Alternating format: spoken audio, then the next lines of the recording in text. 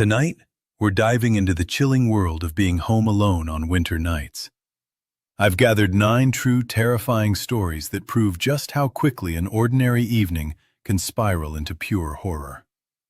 From strange noises in the middle of the night to unexplained shadows moving across empty rooms, these stories will make you question what's lurking just beyond the corners of your home. Important note: all names and locations have been altered to protect the privacy of those involved. If you're new here, this is the perfect time to subscribe so you don't miss any of our weekly horror content. And if you enjoy feeling that spine-chilling thrill, be sure to like and share this video. It really helps the channel grow and lets us bring you even more terrifying stories. So, dim the lights, maybe grab a blanket, and get ready, because tonight, fear is coming home. Story 1. My roommate, Chloe, had jetted back home for the winter holiday, which left me all by my lonesome in the duplex we were crashing in. It was off a chill, tucked-away street in Haverhill, a stone's throw from Billings. It was early January, and the snow had been coming down non-stop for days. It had piled up so high against the driveway and porch that I had to bust out the shovel just to crank open the front door. The whole darn neighborhood was practically buried. The second night was when things went totally sideways. I was just thumbing through my phone, kind of zoning out, when I heard it. The back gate creaked. It didn't slam, it didn't rattle. Just that low, drawn-out squeak I knew instantly. We had one of those beat-up wooden fences with a metal latch, and the hinges had been all rusty since the day we moved in. I could have ID'd that sound in a coma. I hit pause on the video and sat up a little straighter. I tried to tell myself it was probably the wind, or maybe a chunk of ice doing a swan dive off a tree branch. Still, I got up and cruised into the kitchen, which had the only window that looked out over the backyard. The glass was pitch black. Not just dim, completely black. The porch light had been toast for weeks, and we'd never gotten around to swapping the bulb. I flicked the switch anyway, just on the off chance it had magically started working. Nope, it was still a no-go. That's when my phone buzzed. I figured it was Chloe, maybe checking in, but it wasn't her.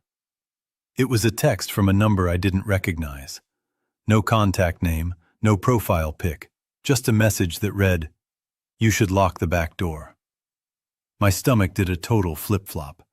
For a split second, I just stood there staring at the screen, rereading the words, hoping I'd somehow misread the whole thing.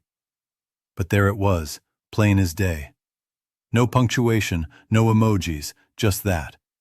And here's the kicker. I hadn't told anyone I was solo. I wasn't posting about it. I hadn't messaged friends, and my folks didn't even have the address. The only person who knew where I was and had this number was my roommate, and she was across the state line hanging with her mom. I bolted straight to the back door. It was still locked, bolt and everything. But the key I always kept in the lock, the same key I used when hauling in groceries or letting in the mail dude, was gone. Just gone. I froze, my hand hovering near the knob. I tried to rationalize it. Maybe I'd taken it out earlier and spaced it. Maybe I'd left it on the counter or dropped it in my coat pocket. But that was bogus. I always left it right there, every single time. Then came the second text. Too late. My whole chest clenched like someone had cinched a belt around it. I spun around and scoped out the room.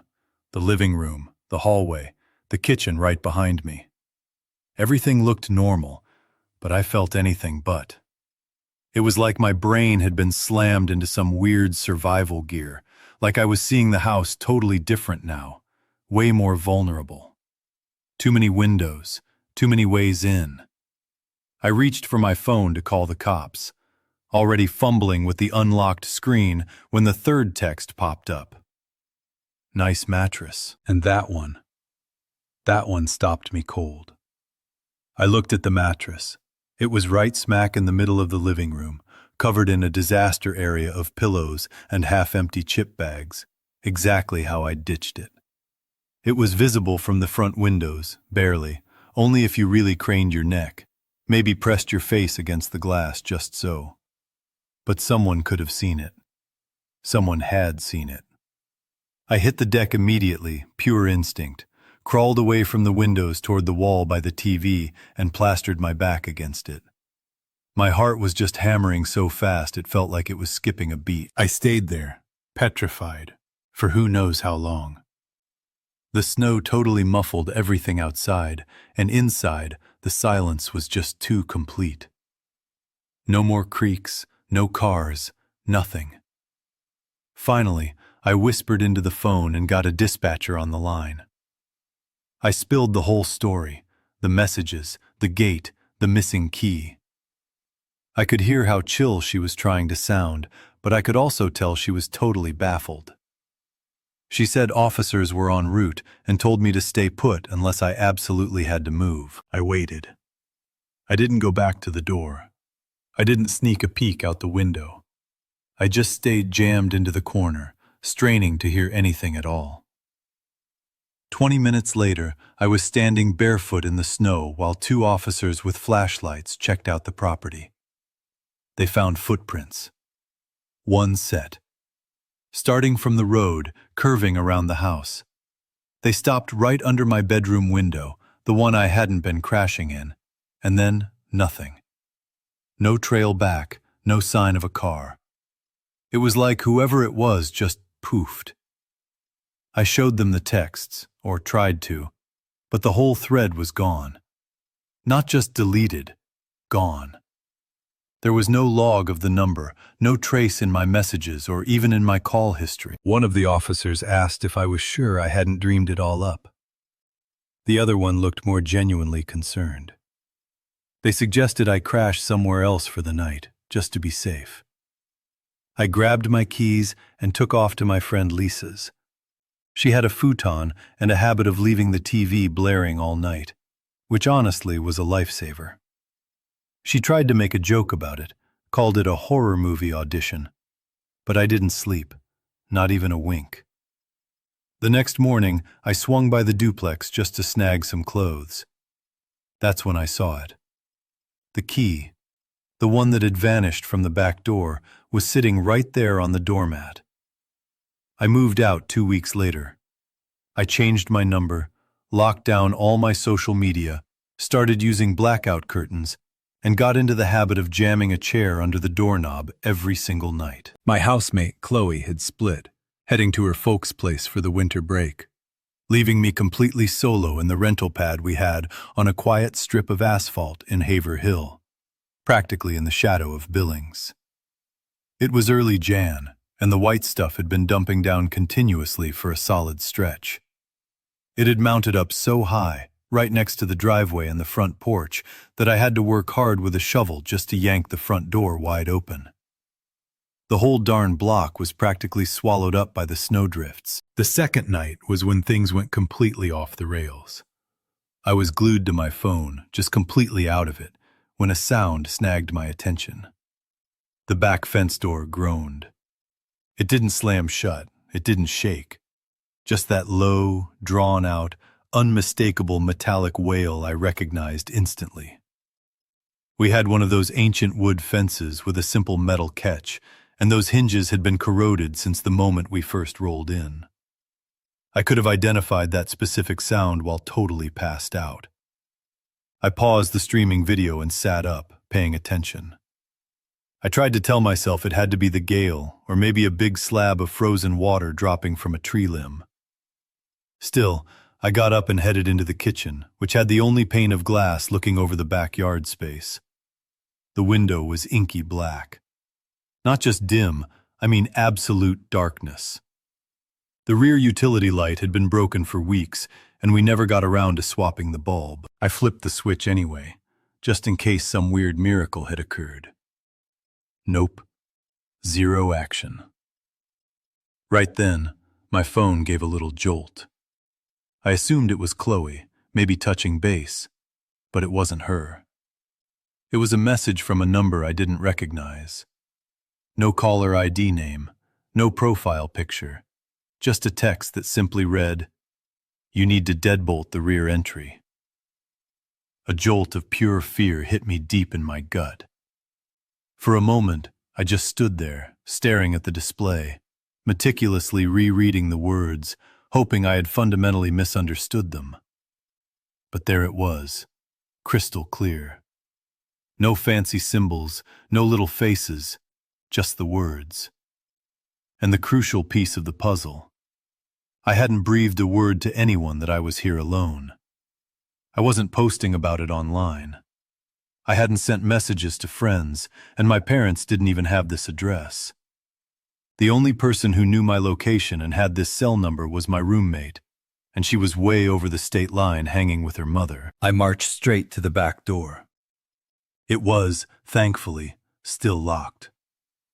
The main bolt was thrown, but the spare key I always left in the lock, the very same key I used when lugging in the groceries or letting the delivery guy in, was missing. Just vanished. I froze, my hands suspended near the door handle. I tried desperately to think I might have removed it earlier and simply forgotten. Perhaps I'd left it on the countertop or dropped it into my heavy winter jacket, but that was a ridiculous stretch. I always left it in the lock, without fail. Then the second message flashed up. Too late. My whole chest felt like it was being violently constricted, as if someone had wrapped a cable around it. I spun around and took a rapid inventory of the space. The main sitting room, the narrow hallway, the kitchen right behind me. Everything looked superficially normal, but I felt profoundly disturbed. It was like my mind had suddenly shifted into a frantic defense mechanism, like I was suddenly viewing the house differently, noticing its weak points. Too many windows, too many potential access points. I lunged for my phone to dial 911. I was already awkwardly dealing with the unlocked screen when the third text appeared. Comfy bed setup. And that message, that one stopped me dead. I looked at the mattress. It was situated right in the center of the living area, covered in a chaotic pile of cushions and half-eaten bags of junk food, exactly as I'd abandoned it. It was visible from the front windows, barely, only if you really bent low, maybe pushed your face right against the glass in a certain spot. But someone could have seen it. Someone had seen it. I dropped straight to the floor, pure gut reaction. I crawled quickly away from the windows toward the main wall by the television and pushed my back hard against it. My heart rate was so extreme it felt like it was skipping a beat. I stayed there, paralyzed, for an indeterminate amount of time. The thick layer of snow absolutely silenced everything outside, and indoors the hush felt unnervingly complete.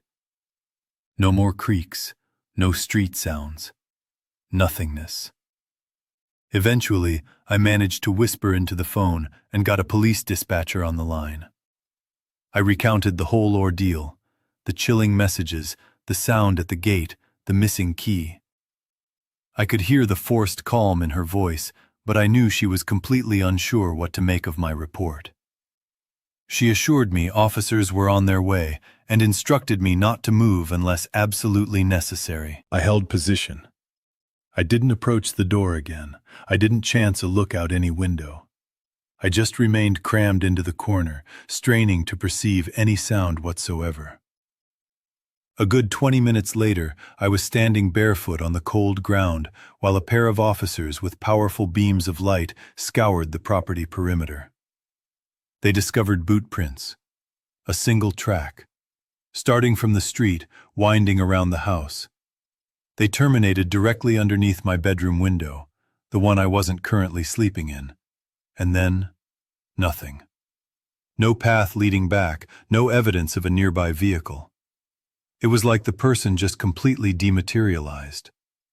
I attempted to show them the texts, or I tried, but the entire conversation log had vanished. Not merely deleted, it was gone. There was no record of the number, no trace in my messages, or even in my phone's call history. One of the officers cautiously asked if I was sure I hadn't simply imagined the whole thing. The second officer appeared more genuinely troubled.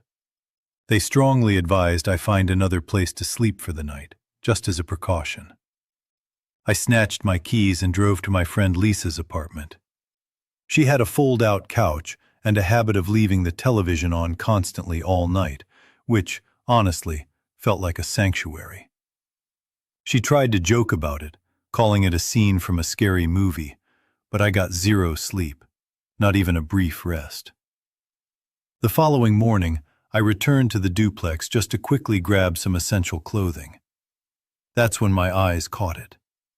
The key, the one that had disappeared from the back door, was resting right there on the welcome mat.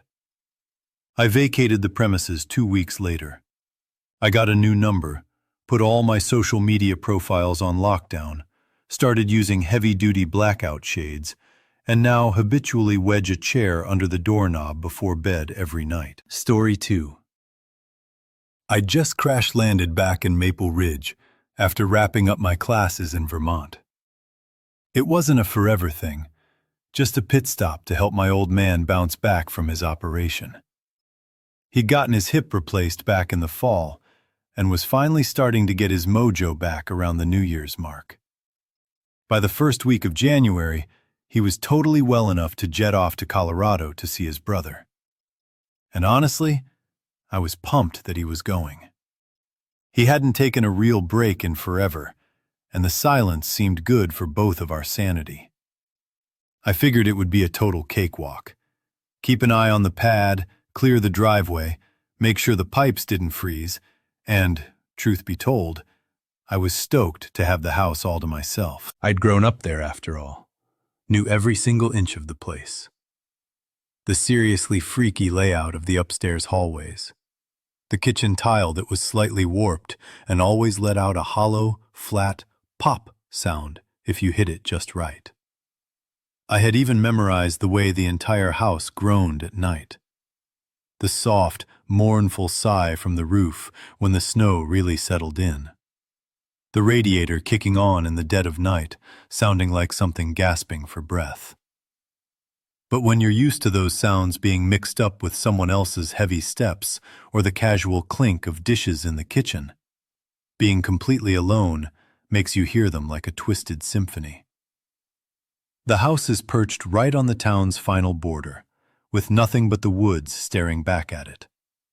Not some massive, terrifying forest, just enough trees to completely blot out the back neighbors and make the place feel totally isolated. Growing up, I used to live for that. Now, not so much. By the third night, the unsettling stuff started. Nothing major, just weird, little things I totally shrugged off because they felt like they could be explained. The first thing was a drawer in the kitchen left slightly ajar. The one that held the aluminum foil and the heavy kitchen shears. I was absolutely positive I hadn't touched it, but maybe I had. I definitely didn't remember closing it. I figured I was just completely distracted. Then, a few mornings later, I noticed a hallway light had been left burning all night. No biggie.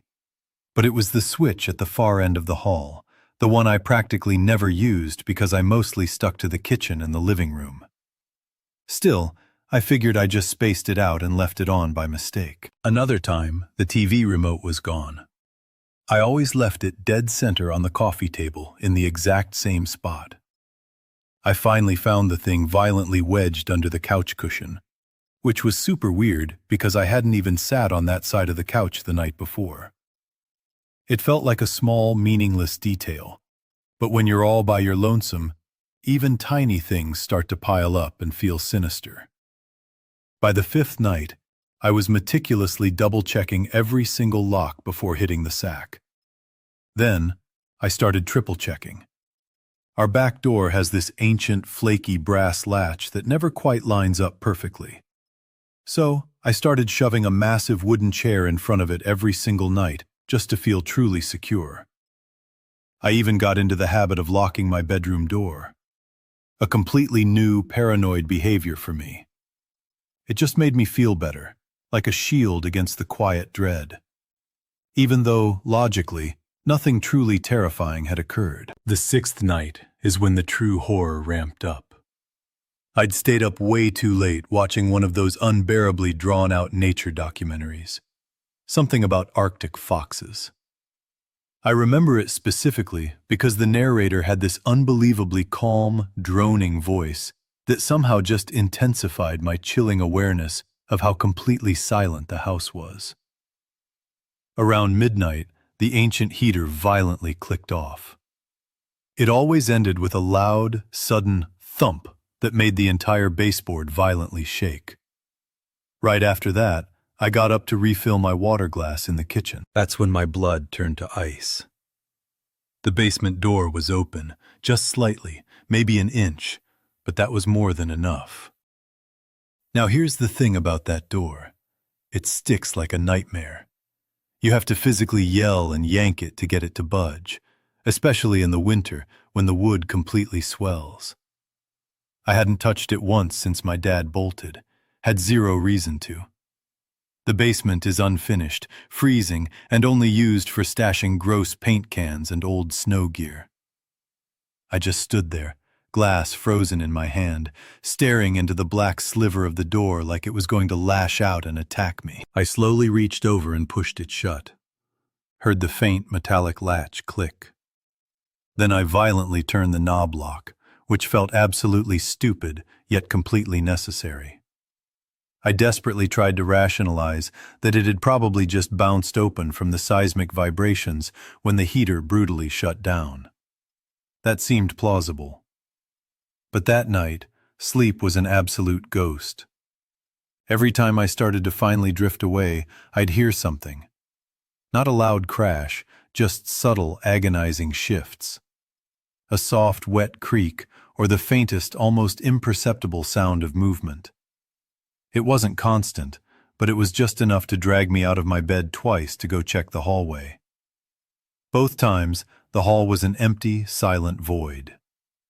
Eventually, probably around 3 in the morning, I finally passed out with my hoodie still on and the lamp still burning low, a beacon against the darkness. The next morning, I came downstairs and the basement door was violently thrown open. Not just cracked, wide open. I stopped dead at the bottom of the stairs and refused to take another step closer. The lock didn't look physically broken, but something felt fundamentally wrong. There was a horrifying stench wafting up from below, damp and utterly stale, like a pile of moldy rags or clothes that had been soaking wet for too long and never dried. A truly sickening smell. I stood there, paralyzed for way too long, in a silent internal scream, debating whether I should descend into the blackness or just slam the door shut and pretend this absolute nightmare wasn't real. I ended up calling my uncle, Henry. He lives a few streets over and is the kind of guy who's always secretly hoping for something completely bizarre to happen. I told him I thought maybe a rogue animal had squeezed in through the old, forgotten basement hatch outside. It sounded just believable enough to avoid sounding like a lunatic. He rolled up about 30 minutes later, carrying his giant Maglite flashlight and, for some strange reason, a toolbox. We descended together. I stuck right to his back, desperately trying to look like I wasn't completely and utterly freaked out. We didn't make it 5 steps before the true horror was revealed. In the far black corner of the basement, tucked behind the massive furnace, someone had constructed a filthy little nest. An old, deeply stained sleeping bag. Food wrappers scattered in a suspiciously neat little pile. One of my dad's lost jackets that I hadn't even realized was missing. And this rusty metal dog bowl with clean water in it, like they were trying to keep the place somewhat tidy. My uncle didn't utter a word immediately. He just stared at me, his expression pure agony, like he had no idea how to deliver this utterly soul-crushing news. He checked the old basement hatch and found it slightly propped open, just enough to let a person physically squeeze through the gap. He violently slammed it shut, and then nailed it closed with a couple of massive, rusty nails he found sitting forgotten on a nearby shelf. I thought that was the end of the terror. That night, I tried to convince myself it had been some harmless, desperate drifter who found a warm place to just crash. I told myself they were gone now, that the door was brutally nailed shut, that I was safe. Around 2 a.m., the nightmare started again. I heard footsteps on the first floor. Heavy ones, slow, utterly measured. Not the random creaks you get from plumbing or wood settling. These were definite, human footsteps moving slowly across the living room. I didn't even hesitate. I brutally locked my bedroom door, grabbed my phone, and called the police, my voice a panicked whisper the whole time, and stayed on the line until I heard the wailing sirens outside. The officers burst in fast. I heard the sickening sounds of them shouting, running through the house. I didn't unlock my door until one of them violently knocked and told me the coast was clear. They found him. He was lurking in the laundry room, crammed behind the giant boiler. A man in his 30s, maybe older, wearing a filthy, greasy hoodie and worn-out jeans, who didn't speak a single word. He had a small cloth bag with him. Inside were several of our kitchen knives and a flashlight my dad always kept in the junk drawer. He'd been creeping in and out of the house for days, possibly even longer. He knew exactly when I was awake and when I left. He had another blanket violently tucked behind the main stairs that no one had ever noticed before. That was the absolute breaking point. I threw a bag together that very night and moved in with my friend Miriam. I didn't set foot back in that cursed house until my dad finally returned. And even now, I can't truly shake the horror. I aggressively double-check all the doors, compulsively leave lights on everywhere, and sleep with a white noise machine just to completely mask the silence. I'd just touched down back in Maple Ridge after finishing up my collegiate time in Vermont. I wasn't settling down forever, just backstopping my father as he recuperated from his major operation. His hip replacement surgery was in the fall, and he was finally regaining his footing by the time the new calendar year started. By the first week of January, he was fit enough to take off to Colorado to visit his kin. Honestly, I was relieved he was going. He deserved a break after years of hard work, and the stillness felt like a balm for both of us. My plan was simple: watch the house, clear the snow from the walkway, prevent the water lines from freezing, and I genuinely appreciated having the entire place to myself. I had grown up in those walls, after all, and knew every square foot. The utterly bizarre flow of the upstairs corridors, the slightly sunken kitchen tile that always emitted a soft, damp thud when you put your weight on it just so. I'd even committed the nightly acoustic profile of the house to memory. The low, mournful moan that came from the eaves when the snow piled up. The ancient boiler roaring to life in the deepest part of the night, sounding like something deeply exhaling. But when you're accustomed to those noises being mixed with the rhythm of someone else's presence or the casual clatter of dinner prep, being utterly alone makes every sound feel like a portent of impending dread. Our house is situated right on the last street out of town, with nothing but thick timberland looming behind it. Not some vast, impenetrable forest, just enough trees to completely hide the back neighbors and make the house feel intensely isolated.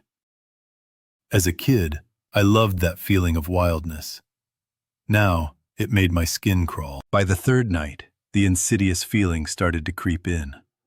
Nothing catastrophic, just tiny, almost imperceptible events that I quickly dismissed as easily explicable. The first was a drawer in the kitchen left slightly open, the one housing the aluminum foil and the heavy shears.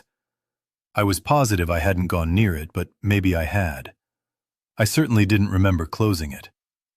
I convinced myself I was just extremely absent-minded.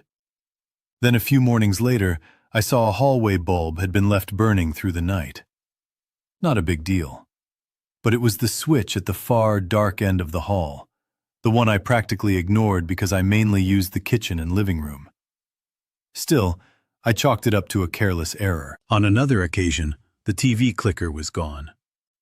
I always left it precisely on the coffee table in the exact same orientation. I eventually located it, forcibly shoved deep under a couch cushion, which was deeply bizarre because I hadn't even sat on that side of the couch at all that evening.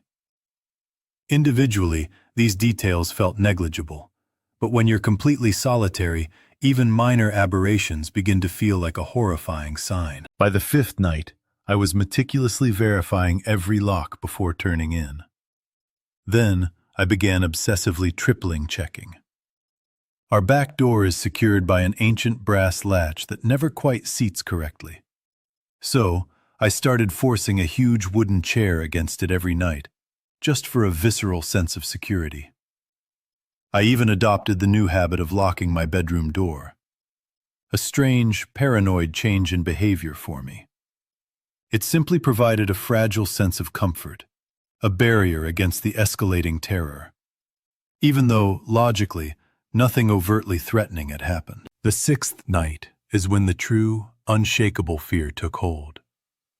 I'd stayed up hours past my bedtime watching a ridiculously long, slow-paced nature documentary, specifically about Arctic foxes. I recall it vividly because the narrator had this maddeningly calm, monotone voice that only magnified my awful awareness of the profound silence in the house. Around midnight, the heating unit violently ceased. It always finished with a distinct, massive clunk that made the whole baseboard assembly tremble. Immediately after, I stood up to refill my water glass in the kitchen. That's when I saw it.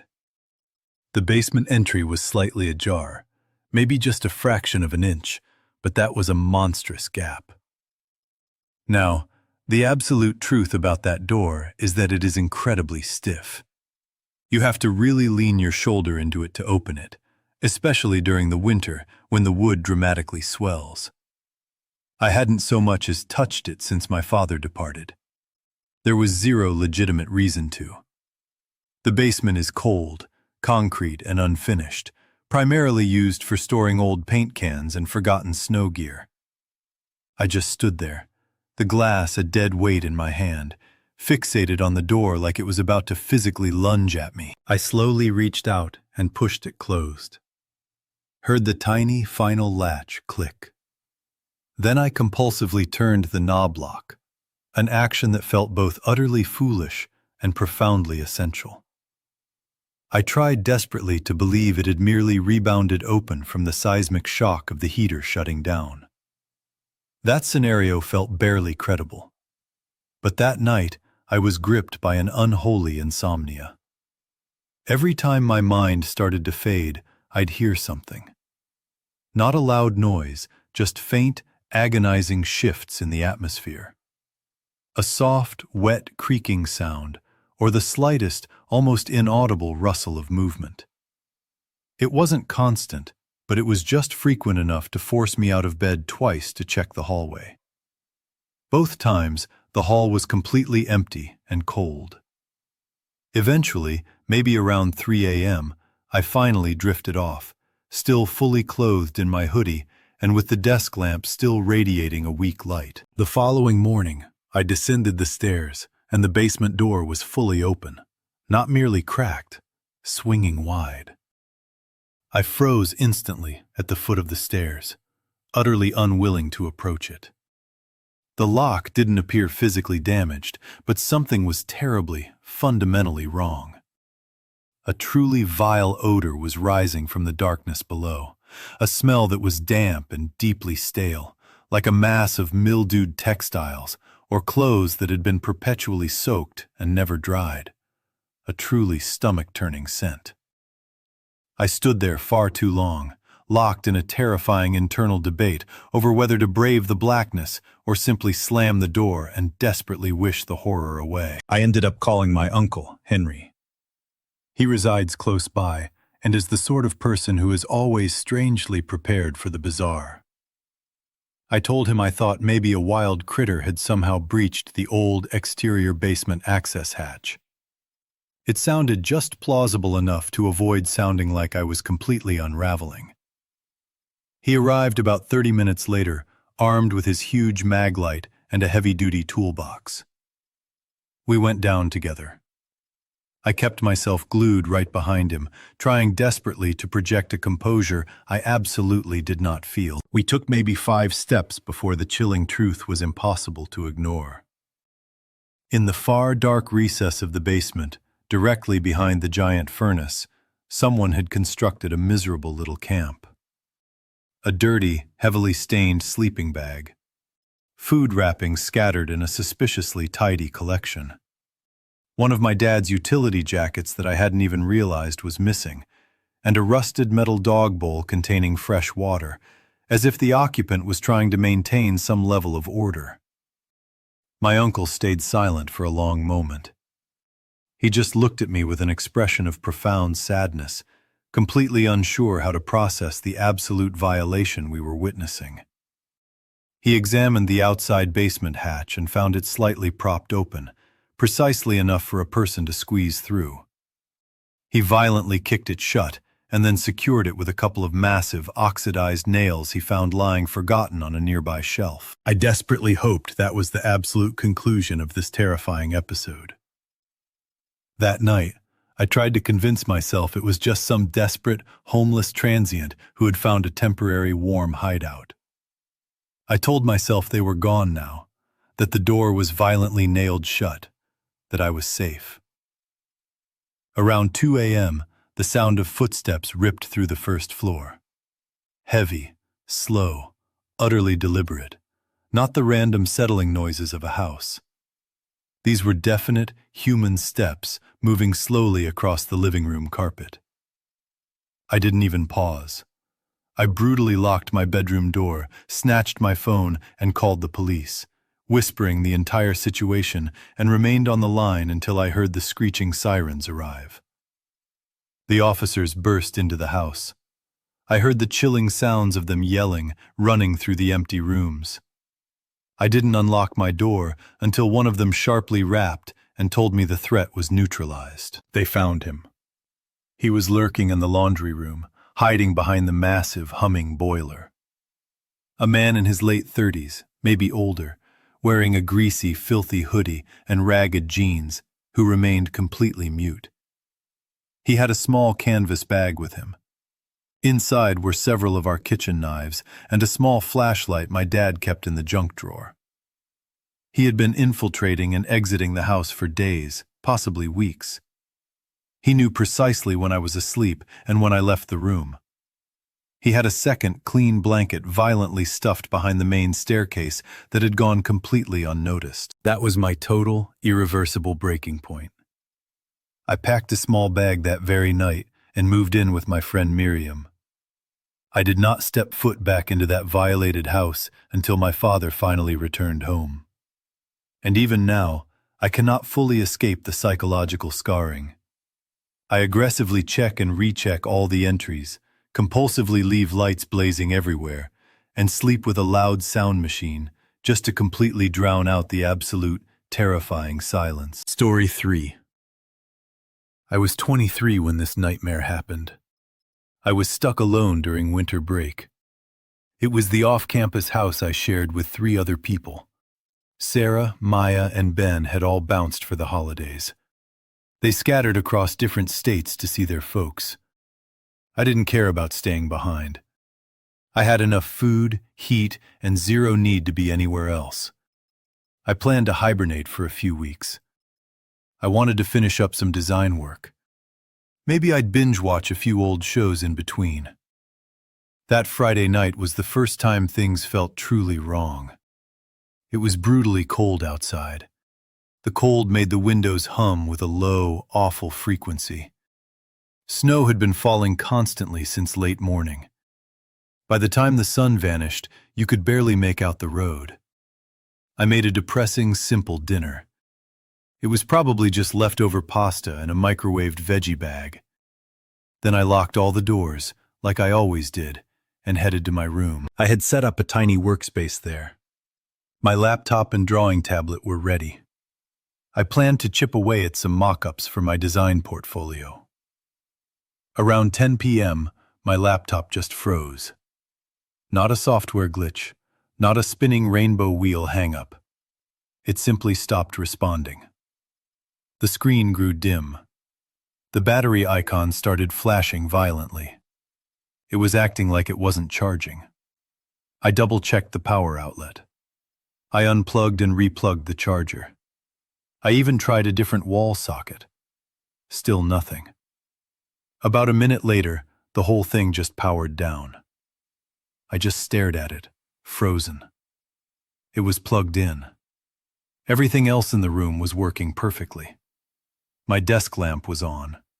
My space heater was humming normally. I remember giving the power button one last desperate press. I sat there as it did absolutely nothing. Eventually, I just gave up. I figured maybe the battery finally died. Or maybe the cold messed with the electronics somehow. I got up, brushed my teeth, and called it a night. While I was in the bathroom, I heard something faint. It sounded exactly like the back door closing. Not a slam, just that soft, intentional click. It makes that sound when someone closes it very slowly. It was the kind of noise that barely registers. You have to be truly listening for it. I froze mid-brush. The water was still running. The toothbrush was halfway to the sink. I stood there, listening intensely. I was trying to figure out if it was just the wind pushing against the frame. Nothing. Still, I grabbed a hoodie and went downstairs to check. The house wasn't big, but it creaked like a ghost ship. Every step echoed with a low, hollow sound. It was like the wood was exhausted from holding the structure up. The back door was securely locked. Nothing looked wrong. I checked every window. I even checked the basement door. All fine. I flicked on the outside porch light. I wanted to look for footprints. But the wind had picked up again by then. It was scattering the snow sideways against the glass. Everything outside looked perfectly smooth, untouched. I was halfway back up the stairs when I noticed something sinister. The hallway light was out. It's a small detail, but I always left that light on when I was alone. I'm not superstitious. It just made the house feel less empty. I reached the top. I flicked the switch a few times. Nothing. The bulb must have finally died. Or maybe something had tripped the breaker, though every other light seemed to be fine. Then I noticed my bedroom door. It was open. Not fully, just halfway. Just halfway. I never leave it like that. Ever. I either shut it completely or leave it wide open.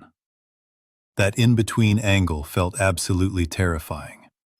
It was like the room was silently expecting someone. I pushed it open gently. The desk lamp was off. I had left it on when I went downstairs. My charger cable was still exactly where I left it. My chair was tucked in. The closet door was still shut. Everything looked identical.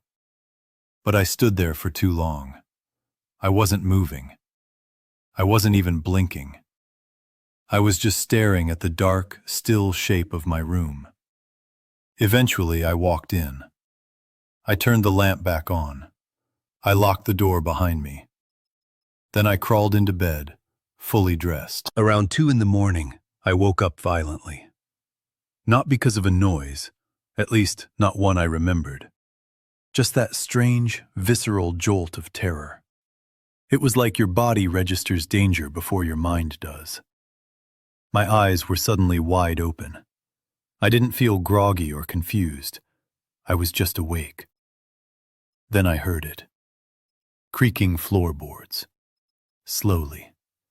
Like a heavy weight was slowly shifting right outside my door. One step. Then a long, agonizing pause. Then another step. The hallway was narrow. I knew from the sound that whatever it was had stopped right outside my door. I didn't move a muscle. I don't even think I breathed. I just stared at the door, waiting for my absolute doom. "Hello?" I whispered, half expecting to hear Sarah laugh or Maya yell, "Gotcha!" or something equally stupid. Silence. After maybe 10 minutes of utter quiet, I finally unlocked the door. I cracked it open a sliver. The hallway was empty. I checked the bathroom, Maya's room, Sarah's room. I even checked the linen closet and the stairs. When I got back to my room, my phone suddenly lit up on the nightstand. I hadn't touched it. I leaned over. I saw a calendar notification. Meeting with Julian, Friday at 3 p.m. I just stared at the screen in pure disbelief. I did not create that event. I have never had anyone named Julian in my contacts, and it wasn't even Friday anymore. I deleted the terrifying alert. I set my phone face down. I didn't sleep for the rest of the night. I had just turned 23 when this terror struck. I was stranded completely alone during the brutal winter break in the crummy off-campus house I shared with 3 other souls. Sarah, Maya, and Ben had all evacuated for the holidays. They scattered across different states to be with their families. I was perfectly content to stay put. I had food, plenty of heat, and no obligations. My plan was to hunker down for a couple of weeks. I would grind out some design work. Maybe I'd marathon a few old shows in my downtime. That Friday night was the terrifying threshold. It was bitterly cold out there. The windows thrummed with a persistent low vibration from the cold. Snow had been falling relentlessly since the morning. By the time the sun sank below the horizon, the road was barely visible. I made a sad, easy dinner, probably old pasta and some microwaved frozen veggies. Then I threw the deadbolts, as always, and went up to my room. I had set up a makeshift studio with my laptop and drawing tablet. I planned to make headway on some mock-ups for my portfolio. Around 10 p.m., my laptop just completely died. It wasn't a software crash. It wasn't the spinning loading icon. It simply became completely unresponsive. The screen went dim. The battery symbol started blinking aggressively, suggesting it wasn't connected. I frantically checked the connection. I pulled the cord out and shoved it back in. I tried a different wall outlet. Nothing. About a minute later, the whole machine just shrieked and went dark. I stared at the blank screen. It was plugged in. Every other appliance was running fine. The lamp was on. The space heater was throbbing softly. I remember pushing the power button one last time. I sat there as it remained motionless. Finally, I surrendered. I assumed the battery had finally given up the ghost, or maybe the intense cold had scrambled the circuits. I got up, brushed my teeth, and called it a night. While in the bathroom, a sound caught my breath. It sounded exactly like the back door closing. Not a sudden bang, but that subtle, deliberate click it makes when someone closes it very gently. The type of noise you only catch when the house is utterly silent. I froze mid-action. The water was still running. The brush was suspended over the sink. I stood perfectly still, listening. I was trying to discern if it was simply the wind flexing the doorframe. Silence. But I grabbed a thick sweatshirt and went downstairs to check anyway. The house wasn't large, but it groaned and shifted like a behemoth. Every step I took created a deep, reverberating echo. It felt like the house itself was collapsing under its own weight. The back door was secure. Nothing looked amiss. I checked every window. I even checked the door to the unfinished basement. Everything sealed. I flipped on the outside floodlight to check for footprints. But by then, the wind had picked up into a frenzy. It was blasting the snow horizontally against the glass. The ground looked completely smooth, utterly blank. I was halfway up the main staircase when I noticed the final horror. The hallway light was out. I always left that light on when I was alone. I wasn't superstitious. It just kept the utter void of the house at bay. I reached the top and flipped the switch several times. Darkness. The bulb must have burned out. Or maybe the breaker had flipped, although everything else seemed fine. Then my eyes landed on my bedroom door. It was ajar. Not wide open, just halfway. Just halfway. I never leave it like that. I either close it all the way or leave it fully open. That intermediate position felt like a horrifying invitation. It felt like the room was waiting for an occupant. I pushed it open slowly. My desk lamp was off. I had definitely left it on. My charger cable was still where it should be. The chair was tucked in. The closet door was closed. Everything appeared the same. But I stood there for what felt like an eternity. I was paralyzed. I was just staring at the black, unmoving void of my room. Finally, I stepped in. I flipped the lamp back on. I locked the door with a solid, final click. I climbed into bed, still in my clothes. Around 2 a.m, I woke up with a terrifying jolt. Not from a loud sound, at least not one I consciously registered. Just that animalistic snap of consciousness. It's the moment your body knows a predator is near. My eyes were instantly wide open. I felt neither groggy nor confused. I was simply terrifyingly alert. Then the sound came. Creaking floorboards. Slow. Like heavy pressure was being placed right outside my door. One step, followed by a horrifyingly long pause. Then another step. The hall was cramped. I knew instantly that whatever it was had stopped right outside my door. I was absolutely motionless. I don't think I even inhaled. I just stared at the wooden door, expecting it to burst inward. "Hello?" I managed to whisper, half expecting Sarah to burst in laughing or Ben to yell, "Boo!" Silence. After what felt like 10 hours of absolute stillness, I slowly unlocked the door. I cracked it open a hair. The hallway was empty. I checked the bathroom, Maya's room, Sarah's room, even the linen closet and the main stairs. When I returned to my room, my phone suddenly blazed to life on the nightstand. I hadn't touched it. I leaned over. A calendar alert screamed at me. Meeting with Julian, Friday at 3 p.m. I stared at the text. I absolutely did not create that meeting. I have never known anyone named Julian. And it wasn't even Friday anymore. I deleted the horrifying notification. I flipped my phone face down. I didn't close my eyes for the rest of the night. The next morning, I ripped through the entire house again. Every window, every single door. I even dragged the attic steps down and climbed up with a powerful flashlight. Nothing.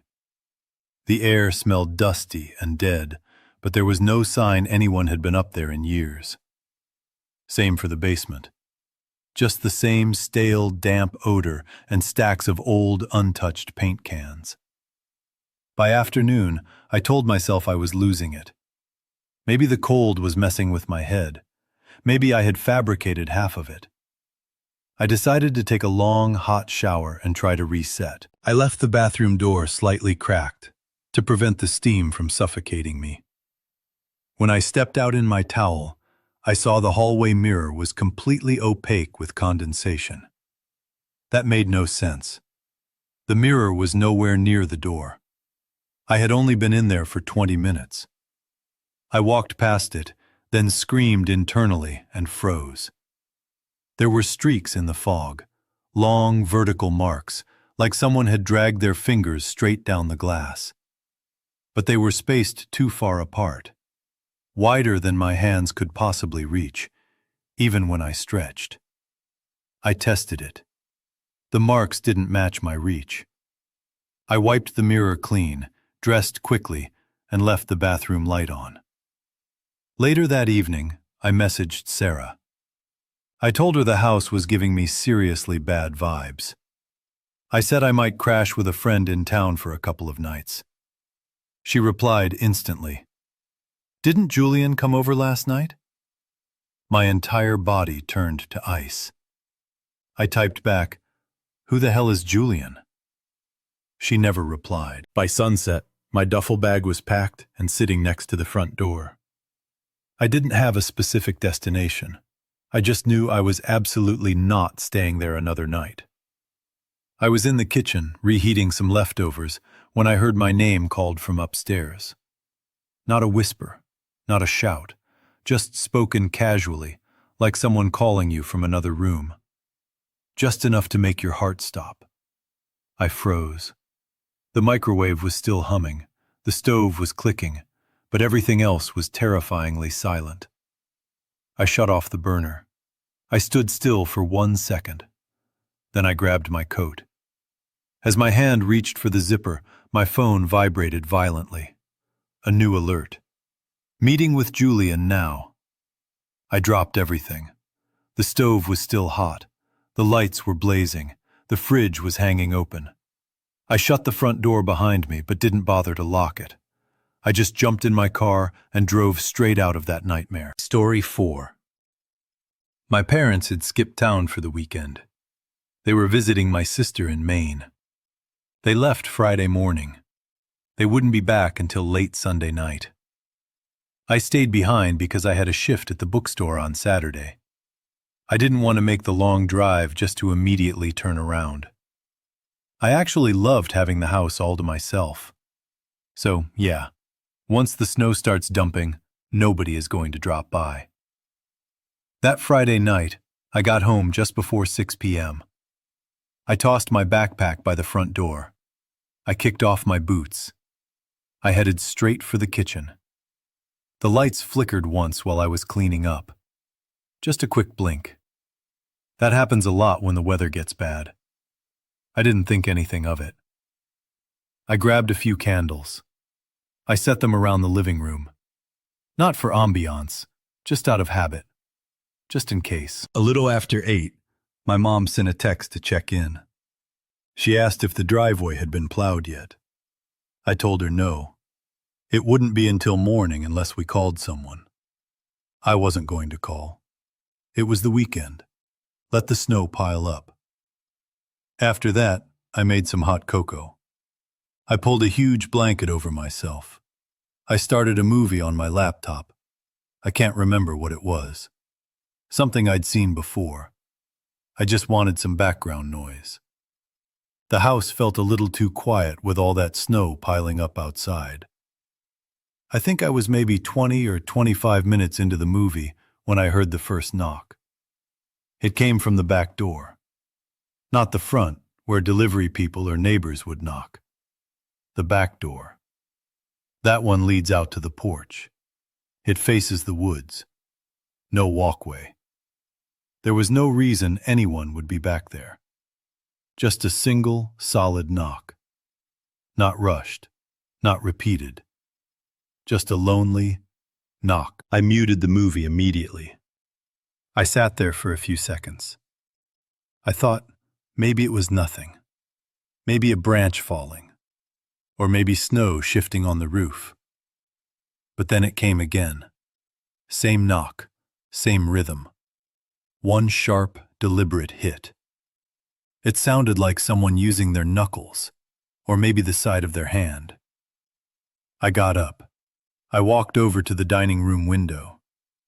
That window gives a partial view of the porch. I couldn't see the door itself, but I could see the railing, the steps, the snow-covered boards. Everything looked completely still. No footprints, no movement. Just snow falling thick and slow. I flipped on the porch light. Still nothing. There's no peephole on that door. I was absolutely not going to open it to check. So I walked around to the garage instead. I turned on the motion light that covers the driveway. I checked the side door near the laundry room. It was locked, same as always. Everything looked normal, undisturbed. I stood there for a minute. I was trying to convince myself it was just the wind, or snow slumping off the roof. Maybe it hit the porch railing on the way down. I turned off the porch light. I started walking back toward the living room. Then there was another knock. This one was louder. Still just one, but heavier. Like they'd used more of their body weight behind it. I felt it through the floor. It was a subtle vibration that came up through my socks. That's when I grabbed my phone. I turned off the living room lights, then the kitchen hallway. Everything. The house went completely dim. The only glow was the movie still paused on my laptop. I stood at the kitchen sink. I looked out through the little window above it. It faces the backyard. With the light behind me turned off, I could see outside pretty clearly, and that's when my blood ran cold. I saw them. Footprints. Just one set. They led from the trees to the bottom step of the porch. But they weren't spaced like someone walking normally. They were close together. Unnaturally close. Like whoever made them had been crouching or maybe dragging a foot. It looked utterly wrong. I called my dad. It went straight to voicemail. Then I called my mom. She picked up immediately. I told her someone might be outside. She asked if I'd called the police. I hadn't yet. I wasn't even sure what I'd be reporting. No forced entry, no loud noises, no visible person. Just knocks. Just footprints. That's when I heard it again. Another knock. This time it came from inside the house. It came from the laundry room. That room connects right to the kitchen. It has a solid door that we usually keep shut. I hadn't been in there since the night before. The knock was different this time. Lighter. 3 short taps. Almost playful. Like someone using just their fingertip. I dropped my phone. I didn't scream. I didn't yell. I just picked it up. I walked over. I locked the laundry room door. Then I backed away slowly. I called 911. The dispatcher answered right away. I told her what was happening, what I'd seen, what I'd heard. She stayed calm. She asked if I was alone. She asked if I could safely lock myself in a room. I told her yes. I said I was in the kitchen and everything was locked. Then she asked a question that made my heart stop. How many entrances does your home have? I said 4. Front door, back door, garage, and the side door by the laundry room. There was a pause on the line. Then she asked, "Is anyone else supposed to be in the house with you?" I said no. Any pets? No. Another agonizing pause. Then she said, "There's movement inside your home. Deputies are approaching now. Stay on the line. Do not speak. Do not hang up." Right then, the power died. Not a flicker. It died completely. Everything, lights, the fridge hum, the sound of the heater, all just stopped. The only light was the glow from my phone screen. I crouched low behind the couch. I held my breath. The dispatcher was still on the line. She was telling me not to move, not to make a sound. Then I heard the knob on the laundry room door turning. Slowly. Testing the lock. Not forcing it, just gently back and forth. Like someone checking if it would yield. Then silence again. A few seconds later, red and blue lights flashed across the ceiling. The knock on the front door came hard. "County Sheriff!" I didn't move until they shouted again. When I finally got up and opened the door, 2 deputies were standing there. One was already pulling a flashlight from his belt. They swept the house from top to bottom. Nobody was there. But the laundry room door, it was unlocked. I know I locked it. I felt the bolt slide. I remember it clearly. But they checked every point of entry. Nothing else had been opened. No signs of forced entry. Just that one door, somehow, unlocked again. And then they found something else.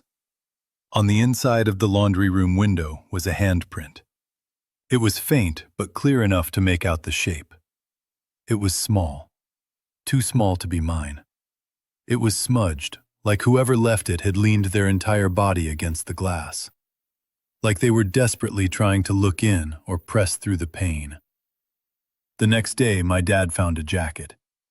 It was tucked behind the water heater in the garage. Stuffed back so deep it looked like it had been intentionally hidden.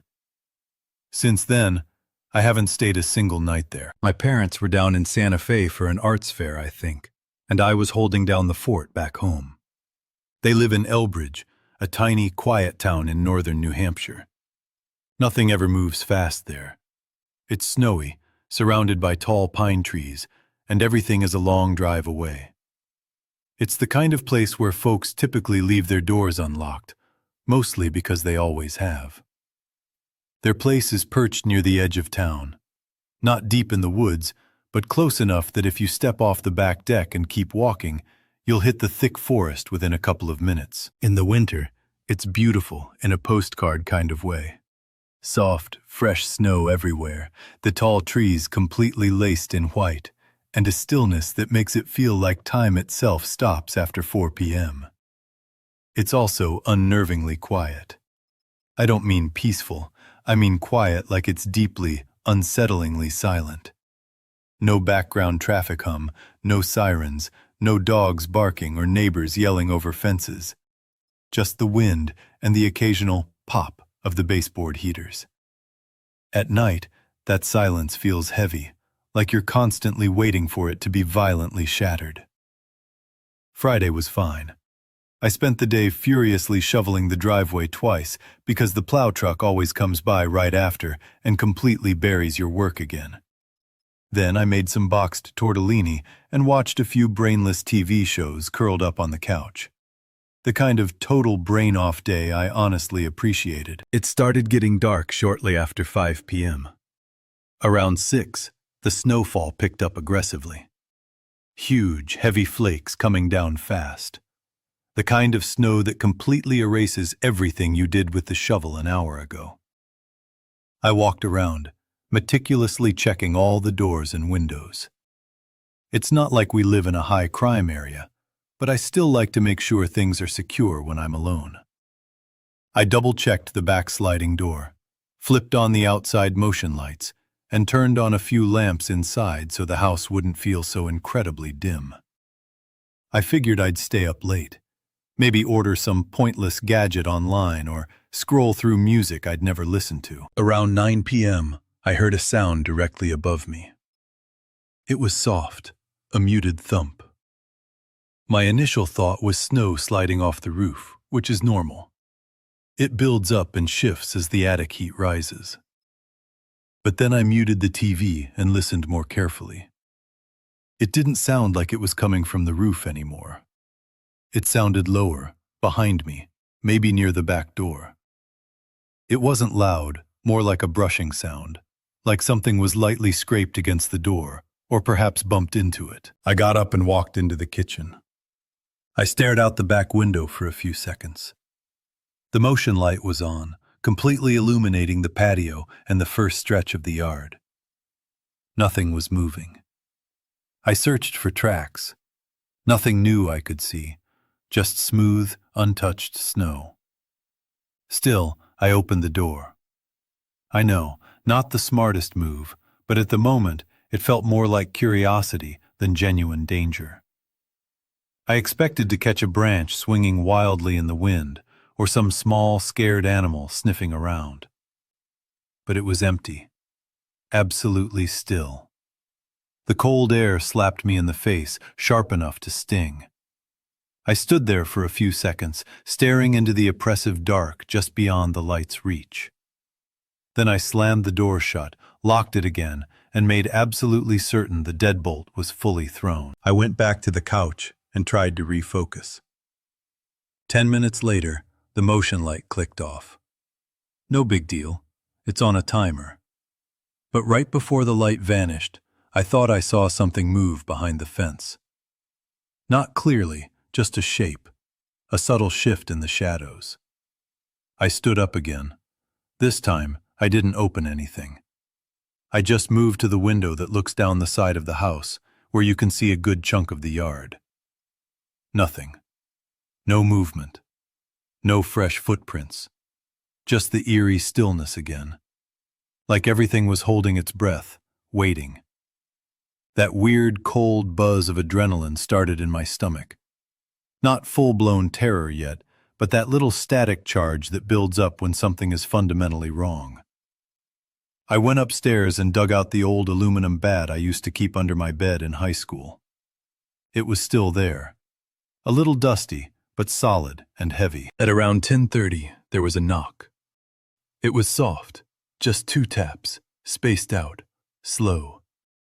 It came from the mudroom window, the small one on the side of the house. The one we never used because there's no real path to get there. It's just grass and weeds, now completely buried under snow. That window is about shoulder height from the outside. You'd have to step into some overgrown icy bushes just to reach it. I didn't move. I just stood there, clutching the bat like a terrified baseball reject. I waited, my heart hammering way harder than made sense for 2 tiny knocks. Nothing followed. No more sounds, no footsteps, no second knock. After a few minutes of standing there like a statue, I desperately tried to convince myself it was just ice sliding or a branch bouncing off the siding. I turned on every single light downstairs and moved to a central spot where I could see both the front and back doors without being fully visible through the windows. Around midnight, things escalated into pure terror. I heard a voice, a man's voice coming from outside. Just a casual, "Hello," like he was simply calling out to someone he was expecting to answer. He didn't knock. He didn't ring the bell. He just said, "Hello," once. I didn't respond. I didn't move. After about 30 seconds, I crept over to the front door and looked through the peephole. Nobody was there. I waited, then turned the porch light on. That's when I saw the boot prints. 1 set. Deep ones. They came from the side of the yard and abruptly stopped at the top step. Nothing leading away. That's when the real, paralyzing fear hit me. I turned the light off and backed away, keeping my phone clutched in my hand. I tried to calm myself down. I thought maybe I should call the cops, but part of me didn't want to overreact to footprints. Another, screaming part of me kept thinking, "You saw prints. Someone was definitely there." Then the backyard motion light flickered on. I rushed to the kitchen window and looked out. This time I saw him. Not clearly, just the outline. A man in a dark jacket walking slowly across the yard toward the fence. Not hurrying, not trying to be sneaky, just walking like he belonged there. He vanished behind the shed. That was the final straw. I called the police. I told them someone was definitely on the property. They said a patrol car was out but moving slowly due to the horrific weather. I gave my address and waited in agony. About 10 minutes later there was another knock. Harder this time, right at the front door. No voice, just deliberate, violent pounding. 4 knocks, then a pause, then 4 again. I looked out the peephole. Different guy this time. Shorter, heavier, wearing a parka with the hood pulled up, his face mostly hidden. He didn't try the handle. He didn't look around. He just kept rhythmically knocking every 15 seconds. I didn't answer. I crouched low behind the couch again, bat in one hand, phone in the other, my heart exploding in my chest, my hands freezing cold. I was sweating despite the cold. Then I heard glass crack. The outer pane of the mudroom window, the same one from before, had splintered. Not shattered completely, just a web of terrible cracks, like someone had struck it with something heavy and hard. I didn't look that time. I just stayed low. Everything felt too quiet after that, like the whole house was holding its breath again, waiting for the final blow. Then I heard a step upstairs, just one. A slow creak of wood under a definite weight. I didn't breathe. I just stared at the ceiling, waiting for another sound. A minute passed, then another step. I called the police again, my voice a dry whisper. I told them I thought someone was inside the house. They said help was pulling into the neighborhood right now. I didn't move until I saw the red and blue lights flash through the curtains. 2 officers came in, guns holstered, but powerful flashlights drawn. They swept the place room by terrifying room. No one. Nothing. Except for the spare bedroom window upstairs, the one facing the backyard. It was open just a little, unlatched, tilted a half-inch up. No footprints outside in the snow. No sign of how anyone could have reached it. But it was open. They asked me a few questions. If I'd seen anyone suspicious earlier in the week. If I had known problems with anyone locally. Nothing came to mind. I called my uncle. He lives maybe 20 minutes away and came over immediately. I packed a bag and stayed at his place for the rest of the Nightmarish weekend. Story 5. My partner Jules was off in Denver for some work gig. It was a conference or training. I honestly can't even remember now. I had been seriously looking forward to this weekend alone. Not in some dramatic way. Just the kind of solitude where you can take forever making dinner. You can watch whatever totally weird documentaries you want. You can leave your socks on the floor with zero static. The house was nice and warm. The fireplace was blazing. I had queued up an old jazz playlist I hadn't heard in years. I poured a big glass of wine. I started violently chopping vegetables for a late dinner. It felt like the perfect, cozy night. The kind of quiet I used to crave when work was too loud, or when the city life felt too intense. Everything felt still in a good way, at least at first. It was sometime around 8 p.m. when I noticed the heater hadn't kicked on recently. The room wasn't freezing, but it felt strangely off. I walked over to the thermostat. It read 62 degrees. I usually kept it cranked to 68. No big deal, I thought. I figured the furnace was just lagging. Maybe the filter was choked. Or maybe the heavy storm was messing with the system. I went through the mental checklist. I checked the vents first. They were cold. Then I checked the main breaker box. Everything looked fine there, too.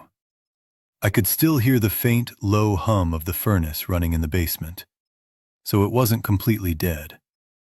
I wasn't panicked yet, just supremely annoyed. I texted Max. He knows way more about this old house's problems than I ever will. He used to be a home inspector before switching to insurance. He replied pretty fast. He told me to check the intake vent. He said to make sure nothing was blocking it. He mentioned airflow and how older systems can get fussy. I grabbed my phone.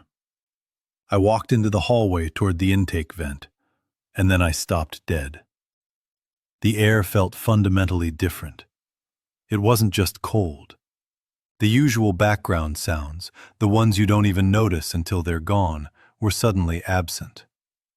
The gentle clicks from the baseboards, the small creaks in the floorboards upstairs, even the hum of the fridge down the hall. It was all just gone. It felt like the house itself was holding its breath. I stood there for a long minute.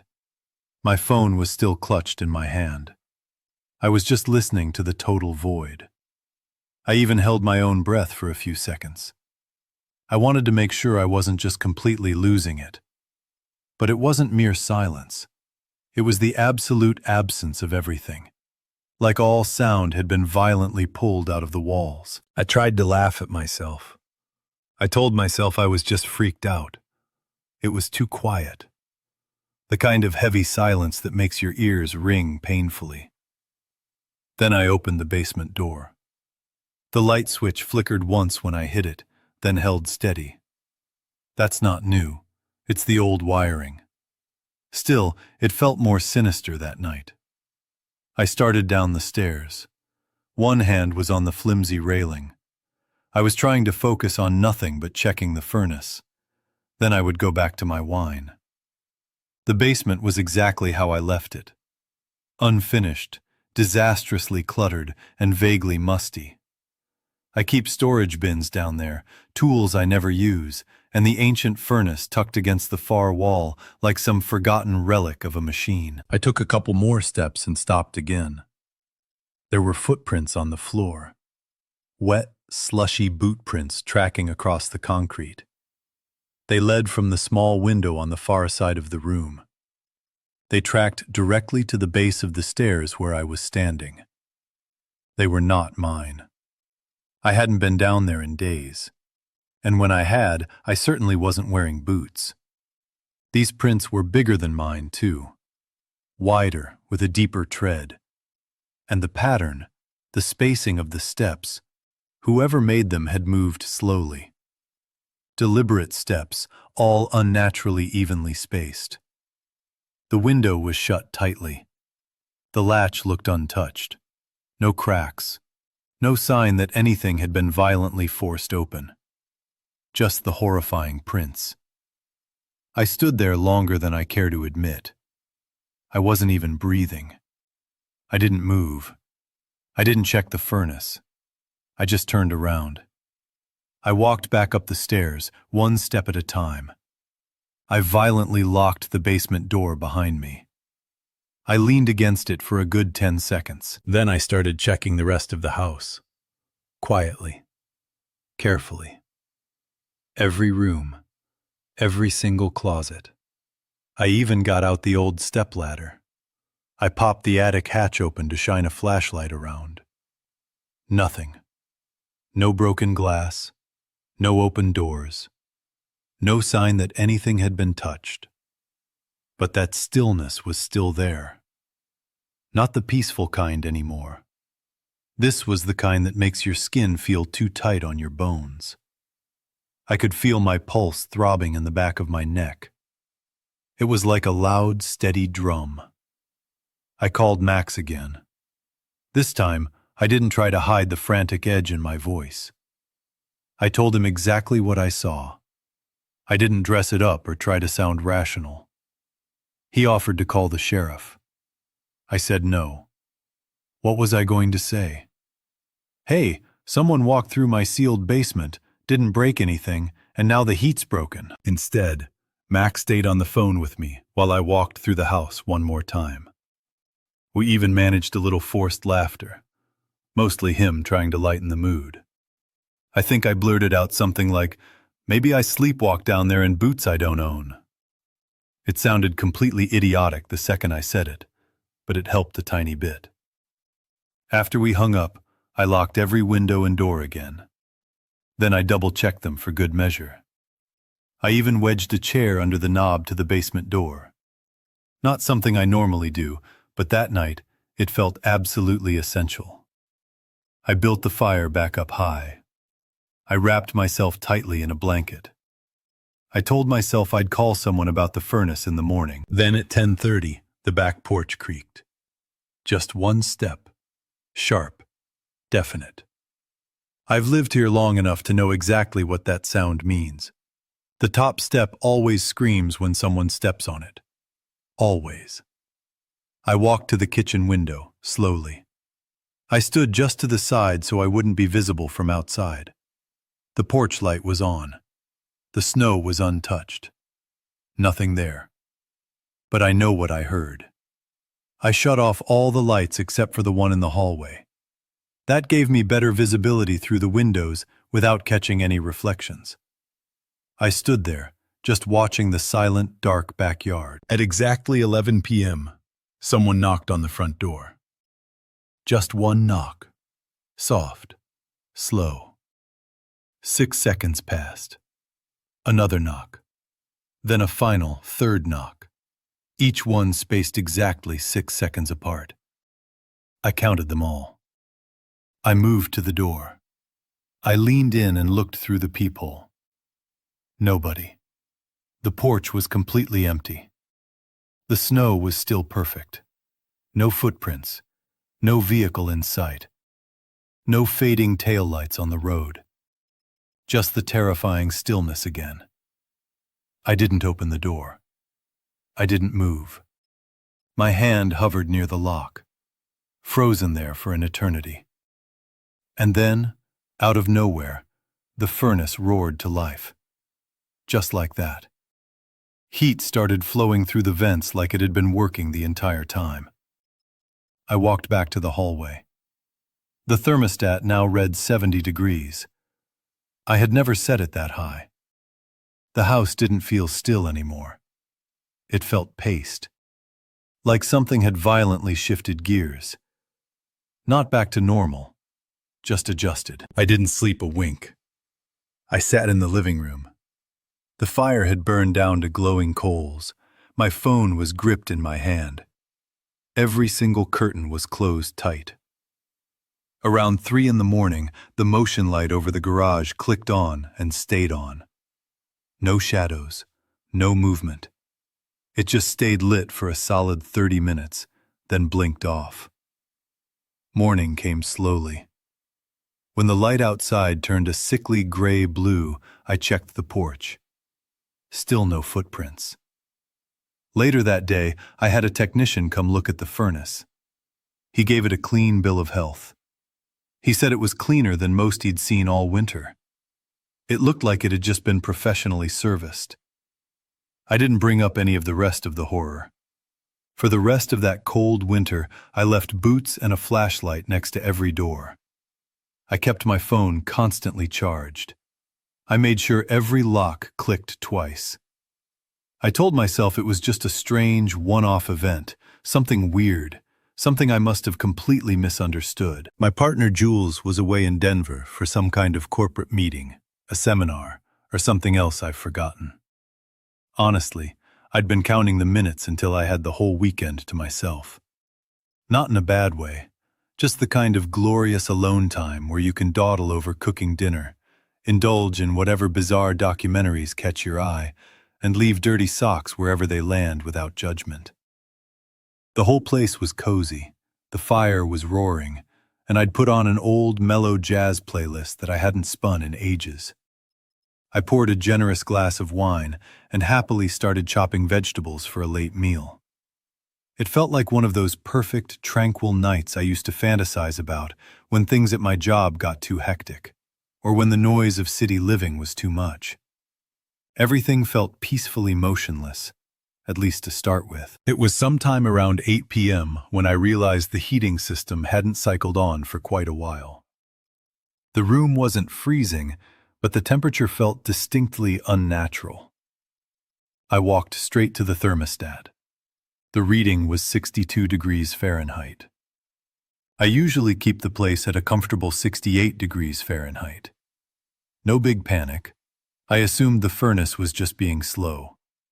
Maybe the air filter was clogged, or the heavy snowstorm was causing some kind of electrical issue. I ran through my mental checklist. Checked the vents first. They were blowing chilly air. Then checked the main electrical panel. Everything seemed fine there, too.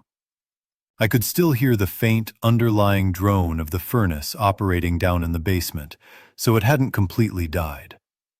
I wasn't scared yet, just incredibly vexed. I immediately texted Max, who knows far more about the mechanics of this old house than I ever will. He used to be a home inspector before he moved into insurance. He shot back a quick reply. He told me to inspect the outside intake vent and ensure nothing was obstructing it. He mentioned something about proper airflow being crucial for older systems that can get finicky. I picked up my phone, walked into the hallway towards the main intake vent, and then I stopped. The atmosphere felt chillingly different. It wasn't just that it was colder. All the familiar background noises you never notice were suddenly missing. The soft, regular clicks from the baseboards, the slight creaks in the upper floorboards, even the low, steady hum of the refrigerator down the hall. It was all completely gone. It felt as though the entire house was suspending its own breath. I stood there for a full minute, phone clenched in my hand, listening to the absolute void. I even held my own breath for a few seconds, just to confirm I wasn't just having a delusional moment. But it wasn't mere quiet. It was the total, profound absence of noise. It was as though all sound had been violently sucked out of the walls. I tried to laugh it off, mentally accusing myself of getting spooked simply because it was too quiet. The kind of extreme silence that makes your ears start to scream with tinnitus. Then I opened the basement access door. The light switch flickered once when I hit it, then remained steadily on. That wasn't unusual. The wiring is ancient. But it felt more ominous tonight. I started down the steps, one hand gripping the rail, trying to concentrate only on checking the furnace and getting back to my wine. The basement was just as I had left it. Concrete floor, unfinished, cluttered, and smelling faintly of mildew. I keep various storage tubs down there, tools I rarely touch, and the gigantic, archaic furnace is tucked against the far wall like a rusting industrial relic. I took a couple more steps and halted. There were footprints on the floor. Wet, slushy boot prints marking a trail across the concrete. They led from the tiny, high-up window on the far wall. They tracked directly to the base of the stairs where I was standing now. They were not mine. I hadn't been down there in days, and I certainly hadn't been wearing boots. These prints were notably larger than mine, wider, with a deeper tread pattern. And the spacing, the gait of the steps, whoever made them had moved slowly. Methodical steps, all perfectly and evenly spaced. The window itself was tightly sealed. The latch appeared undisturbed.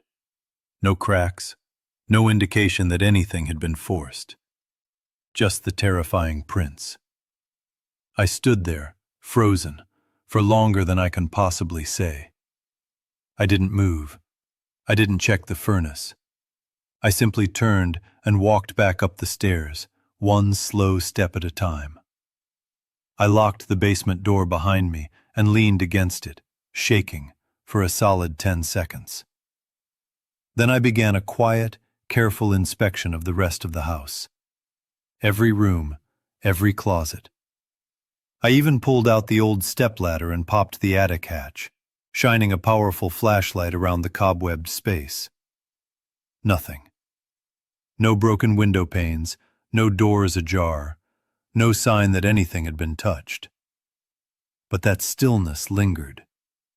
It wasn't peaceful anymore. This stillness made my skin crawl and felt overwhelmingly oppressive. I could feel my pulse hammering in the back of my neck, a loud, rhythmic drumming. I called Max again. This time, I didn't try to sugarcoat the raw panic in my voice. I told him exactly what I saw. I didn't try to make it sound reasonable. He immediately offered to contact the police. I refused. What would I report? Someone walked across my sealed basement floor, didn't break anything, and now my heat's not working. Instead, Max stayed on the phone with me, his voice a tether, while I did another walkthrough of the whole house. We even exchanged a few nervous laughs, mostly him trying to inject some levity. I think I muttered something ridiculous like, maybe I sleepwalk down there in boots I don't own. It sounded idiotic as I said it, but the distraction helped. After we disconnected, I locked every window and door again, then triple-checked them for absolute certainty. I even shoved a heavy chair under the knob to the basement door. Not a usual practice, but tonight it felt like a vital defense. I got the fire roaring again, wrapped myself tightly in a blanket, and swore I'd call a furnace technician first thing in the morning. Then at 10:30 p.m., the back porch creaked. Just one step. Sharp. Definitive. I've lived here long enough to identify that precise sound. The top step always groans when someone puts weight on it. Always. I walked to the kitchen window, moving slowly, and stood just to the side so I couldn't be seen from outside. The porch light was on. The snow was untouched. Nothing was there. But I know what I heard. I killed all the main lights except for the one in the hallway. This gave me better visibility through the windows without the glare reflecting back. I stood there, simply watching the dead space outside. At exactly 11 p.m., someone knocked on the front door. Just one knock. Soft, slow. 6 seconds of silence passed. Then another knock. Then a final, third one. Each one spaced exactly 6 seconds apart. I counted every interval. I crept to the door, leaned in, and looked through the peephole. Empty. The porch was clear. The snow was still pristine. No footprints. No car visible. No fading taillights on the road. Just the terrifying silence again. I didn't open the door. I didn't move. My hand was frozen near the lock. I stood there, petrified, for I don't know how long. And then, without warning, the furnace suddenly roared to life. Just like that. Heat started blasting through the vents, acting as if it had been perfectly operational the entire time. I walked back to the hallway. The thermostat now read 70 degrees Fahrenheit. I had never set it that high. The house no longer felt still. It felt active, like something had violently adjusted its presence. Not back to normal, just completely recalibrated. I didn't sleep a single minute. I sat in the living room, the fire reduced to glowing embers. My phone was gripped in my hand, every curtain drawn tight. Around 3 in the morning, the motion light over the garage clicked on and refused to turn off. No shadows, no movement. It just stayed lit for a solid 30 minutes, then abruptly switched off. Morning arrived slowly. When the light outside finally shifted to a pale, cold gray blue, I checked the porch again. Still no footprints. Later that day, I had a technician come examine the furnace. He gave it a clean bill of health. He said it was spotless, cleaner than most he'd serviced all winter. It looked like it had just been maintained. I never mentioned the rest of the horror. For the rest of that winter, I kept heavy boots and a flashlight near every door. I kept my phone constantly charged and made sure every lock clicked twice. I told myself it was just a completely unrepeatable, bizarre event. Something I must have completely misinterpreted. Story 6. I had only been living in the house for a couple of weeks. It was a rental on the edge of Delmare. That's one of those tiny towns where the post office shuts down for lunch, and your neighbors wave even if they don't know your name. The house itself was nothing special at all. It was a flat-roofed, single-story ranch. It had way too much linoleum. But it sat right at the dead end of a cul-de-sac. It was tucked among a string of identical ranch homes. The thing that sold me on it was the backyard. It was huge, fully fenced, perfect for Ernie. Ernie is my dog. He's half retriever, half something much fuzzier. That weekend, though, the place felt utterly empty. Ernie wasn't there. He had eaten something bad earlier that week. He chewed up a tennis ball and swallowed some of the pieces. The vet wanted to keep him overnight just to be safe. It's insane how much space one dog can fill. Without him, the house felt totally hollow. No clicking nails on the floor, no wet snout in my lap.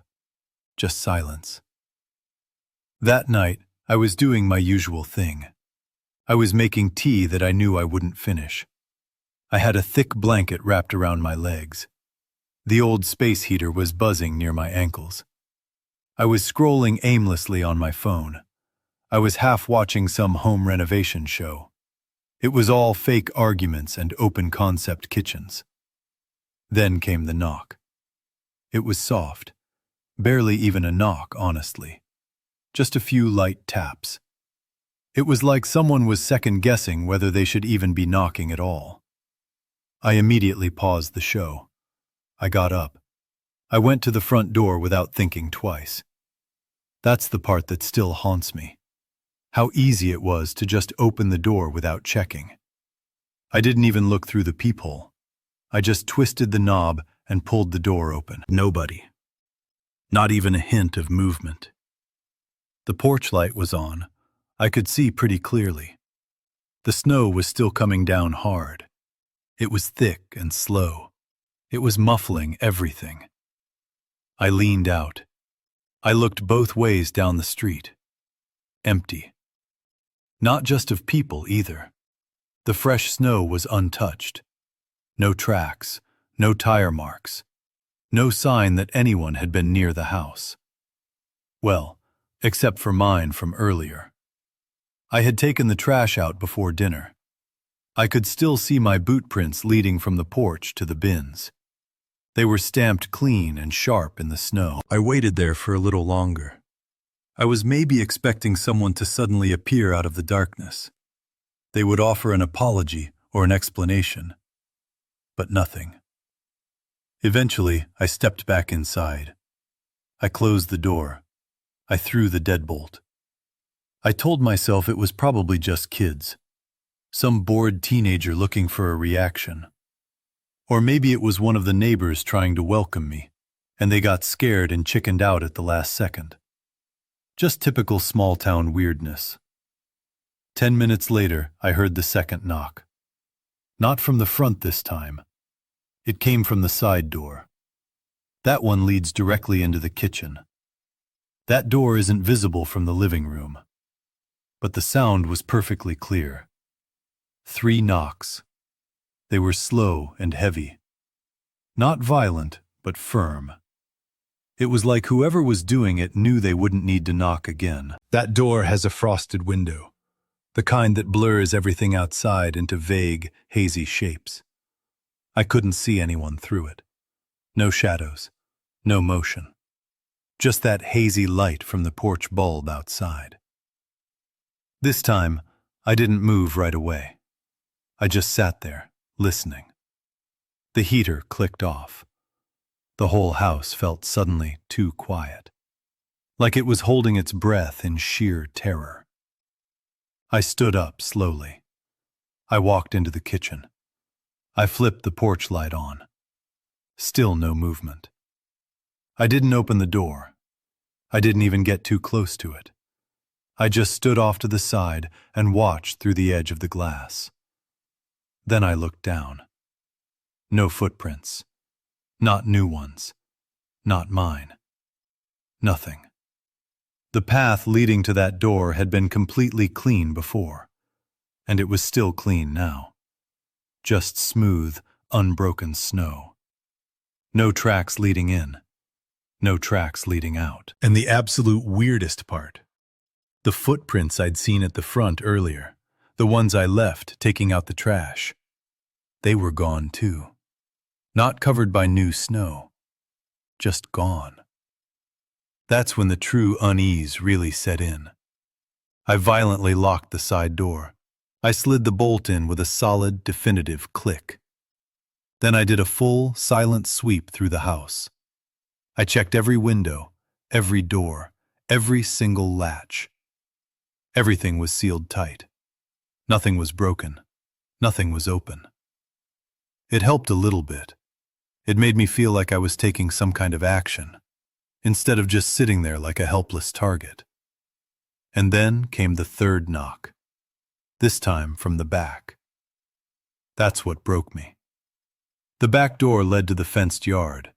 It was fully enclosed. 6-foot boards all the way around. The gate had been shut since morning. There was no easy way for someone to be back there, not unless they had climbed the fence, or unless they were already inside the yard. I didn't have time to process the horror. I grabbed the fireplace poker from the stand. I held it like a baseball bat. I moved slowly toward the laundry room where the back door was located. That door also had blinds. I carefully peeled them back just a bit, enough to peek through. Nothing. I opened them wider. I scanned the porch. The motion light hadn't come on, but I could still see most of the yard from that angle. It was clean, undisturbed. The snow on the steps was perfectly smooth. And yet, I stood there, frozen. I was holding that stupid poker, like it was going to save my life. Then I saw the handle twitch. It was tiny, barely even a movement, but it happened. Someone had touched it. I shouted something loud and automatic. "I'm calling the police!" I think that's what I actually screamed. The handle went still. No sound, no movement, just that sickening, creeping sense that something was still on the other side of that door. Then something slid under it, a piece of paper, thin, small, worn. It came through slowly, like whoever was on the other side wanted to make sure I saw the action. I stared at it for a long time. I didn't touch it. I eventually backed away. I was still holding the poker, still listening for any sound of retreat. Then I went to the living room and made the call. The dispatcher said it could be a while. The roads were rough from the snow. I didn't argue. I sat there. I watched the doors. I watched the windows. I watched the clock. Half an hour passed. It felt like it was stitched out of several hours. Nothing happened. No more knocks. No more movement. When the police finally showed up, they checked the yard first. They walked the entire perimeter. No footprints. Nothing on the steps. Not even signs of the gate being open. I told them about the note. They picked it up with gloves. They read it. Then one of them looked at me and asked if I wanted to see it. I nodded my head numbly. It said in neat, tiny letters, "Do not leave. You are mine." 6 words, just that. The paper had a faint watermark. Later they told me it was a page torn from a Bible, the kind some churches leave in hospital chapels. Whoever wrote it had torn it from the inside margin. They bagged the evidence. They gave me a case number. They said they would file a report. That was it. I stayed at my friend Liam's place for 2 nights after that. He had a spare bedroom, lots of locks. And he lived on the 4th floor of a brick building downtown. The kind of place that felt like an absolute fortress. When I finally came back to the house, everything was untouched. No signs of forced entry, no new prints, no damage. But something had fundamentally changed.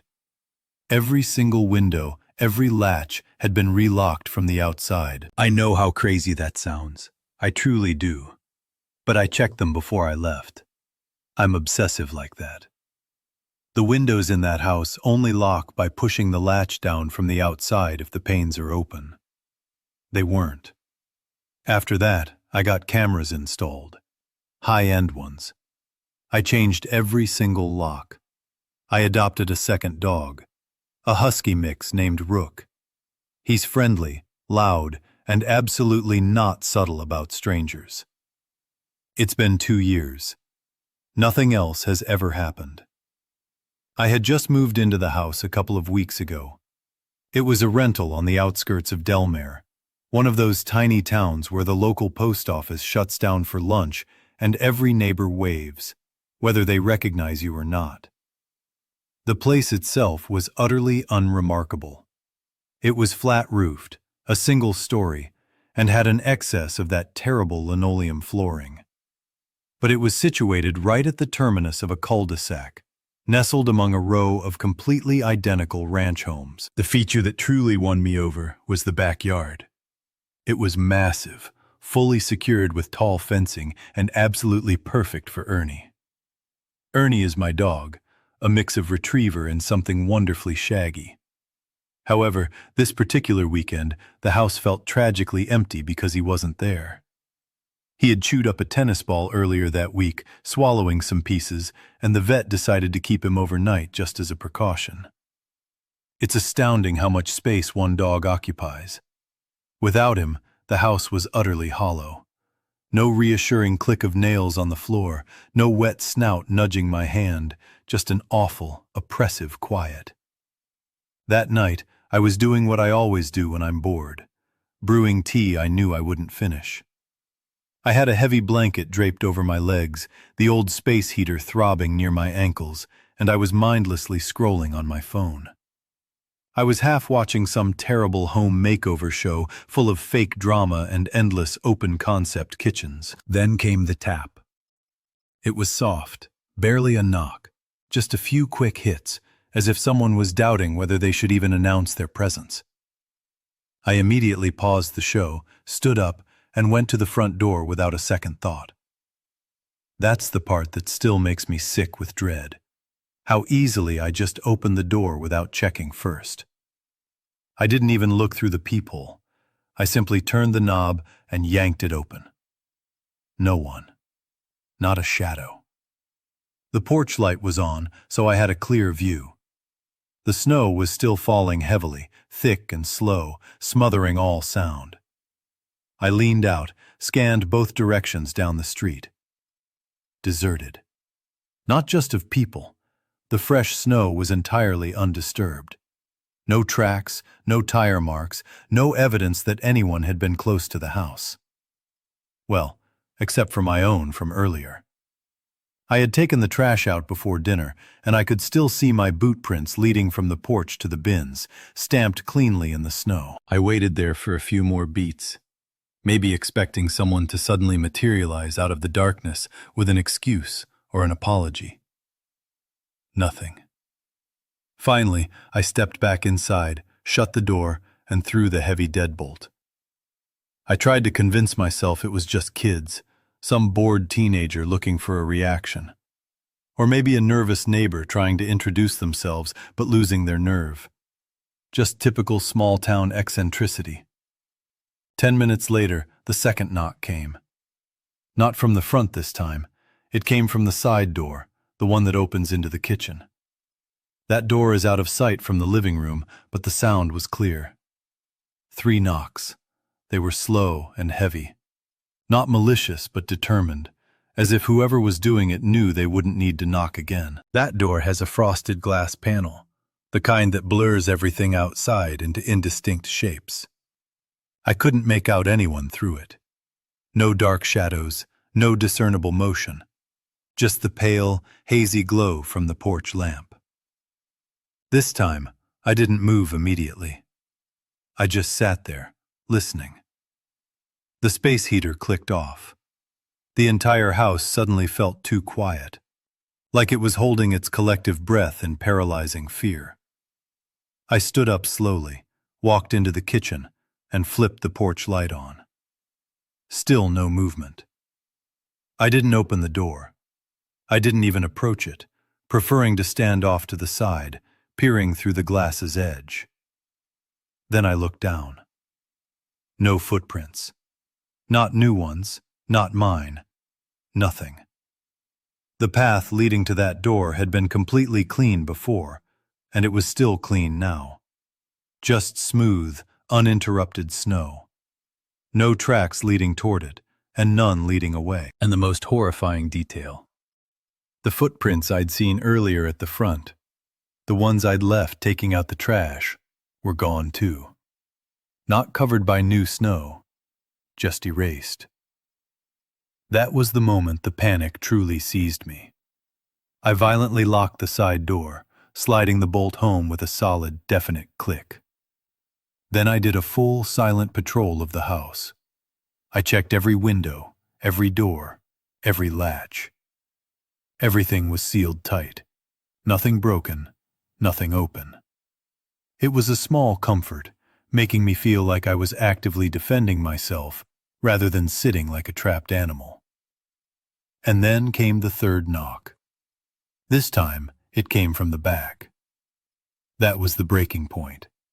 The back door leads into the fenced yard, fully enclosed by 6-foot wooden boards. The gate had been secured since morning.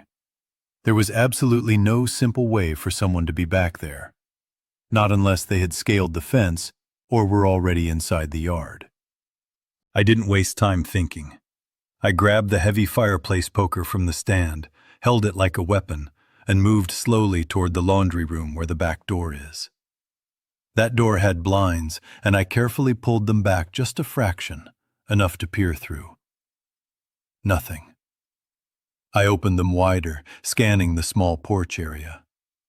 The motion light hadn't activated, but I could still see most of the yard from that angle. It was pristine, untouched. The snow on the steps was smooth. And yet, I stood there, paralyzed, gripping that pathetic poker like it possessed some kind of protective power. Then I saw the handle twitch. It was subtle, barely perceptible, but it happened. Someone had touched it. I screamed something loud and involuntary. "I'm calling the police!" I think that was the terrified yell I managed. The handle instantly went still. No sound. No movement. Just that sickening, deepening sense that something was still lurking on the other side of that barrier. Then something slid underneath the door. A piece of paper, thin, small, and visibly worn. It came through slowly, as if whoever was out there wanted to ensure I witnessed its arrival. I stared at it for a long, frozen moment. I didn't dare touch it. I slowly backed away, still clutching the poker, listening for any sound of retreat. Then I went to the living room and dialed 911. The dispatcher warned me it would be a while. The roads were terrible. I didn't argue. I sat there, watching the doors, the windows, the agonizingly slow clock. A half hour crawled by. It felt like days. Nothing further happened. No more knocks. No more movement. When the police finally arrived, they checked the yard first, walking the full perimeter. No footprints. Nothing on the steps, not even evidence of the gate latch being tampered with. I told them about the note. They retrieved it with gloves. They read it. Then one of the officers looked at me and asked if I wanted to see it. I nodded, trembling. It was written in neat, small letters. "Do not leave. You are mine." 6 horrifying words. Just that. The paper had a faint watermark. Later, they informed me it was a page torn from a Gideon's Bible, the kind left in hospital rooms. The perpetrator had ripped it from the inside margin. They bagged the evidence, gave me a case number, and said they would file a report. That was the extent of their assistance. I stayed at my friend Liam's apartment for the next 2 nights. He had a spare room, multiple reinforced locks, and lived on the 4th floor of a downtown brick building. The kind of place that felt utterly impregnable. When I finally returned to the house, everything was just as I had left it. No signs of forced entry, no new prints, no physical damage. But something had fundamentally shifted. Every single window, every latch, had been relocked from the outside. I know how utterly unbelievable that sounds. I checked them before I left. I am meticulous about security. The windows in that house could only lock by pushing the latch down from the exterior if the panes were open. They weren't. After that, I immediately had high-definition surveillance cameras installed. I replaced every single lock. I adopted a second dog, a husky mix named Rook. He's sweet, incredibly loud, and entirely incapable of subtlety around strangers. It's been 2 years. Nothing else has happened. Story 7. My parents had driven up to Bellwood for the whole weekend. One of my mom's cousins had passed away. Someone I'd only met once at a family reunion years ago. They offered to bring me along, but I had a massive amount of classwork piled up. Besides, someone absolutely had to stay behind with Jonah, our dog. It was early January, one of those brutal weeks when everything outside just freezes solid and stays that way. The snow had been sitting on the ground for days. The night before my parents left, we got hit with a vicious freezing rain. It sealed everything in a thin, dangerous crust of ice. It cracked loudly under your boots. It made every single step feel louder than it should have been. We lived way outside of town, past the last plowed road. Our driveway was long. It curved in from the south like a long hook.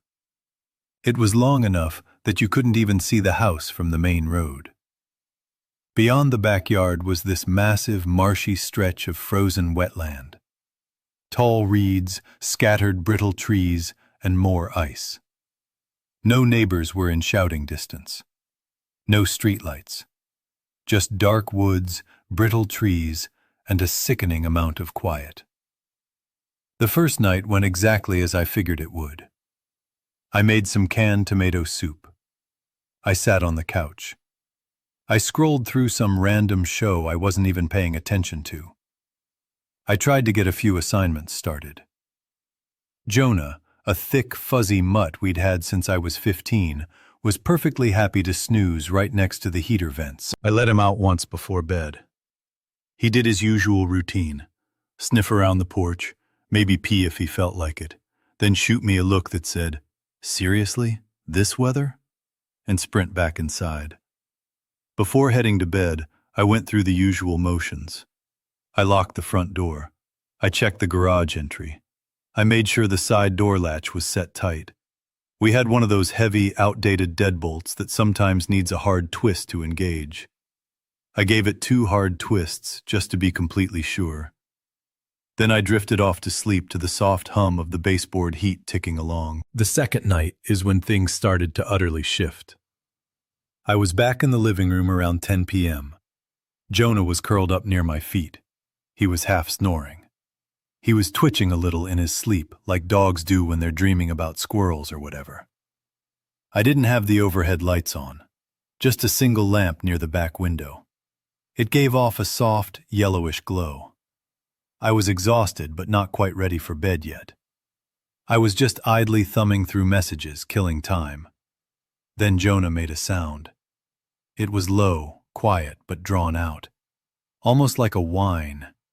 But it wasn't quite right. It had this profound uneasiness to it. Not like when he hears the garbage truck and gets anxious. This was different. I looked up. He was sitting up now. He was completely stiff. His ears were forward. He was staring straight at the sliding glass door that led to the deck. At first I figured maybe a raccoon had wandered too close, or something stupid like that. I leaned forward to see what he was looking at. That's when I noticed the snow. There was a distinct pattern out there. It was just past the edge of the deck, where the yard sloped down toward the marsh. Not a trail exactly, but a shape.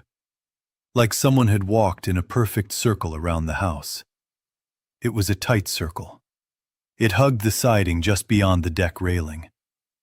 The prints were deep and uneven.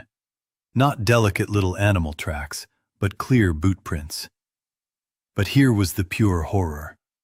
There was no path leading into them, and no trail leaving either. Just that one perfect, terrifying loop. I stood up slowly.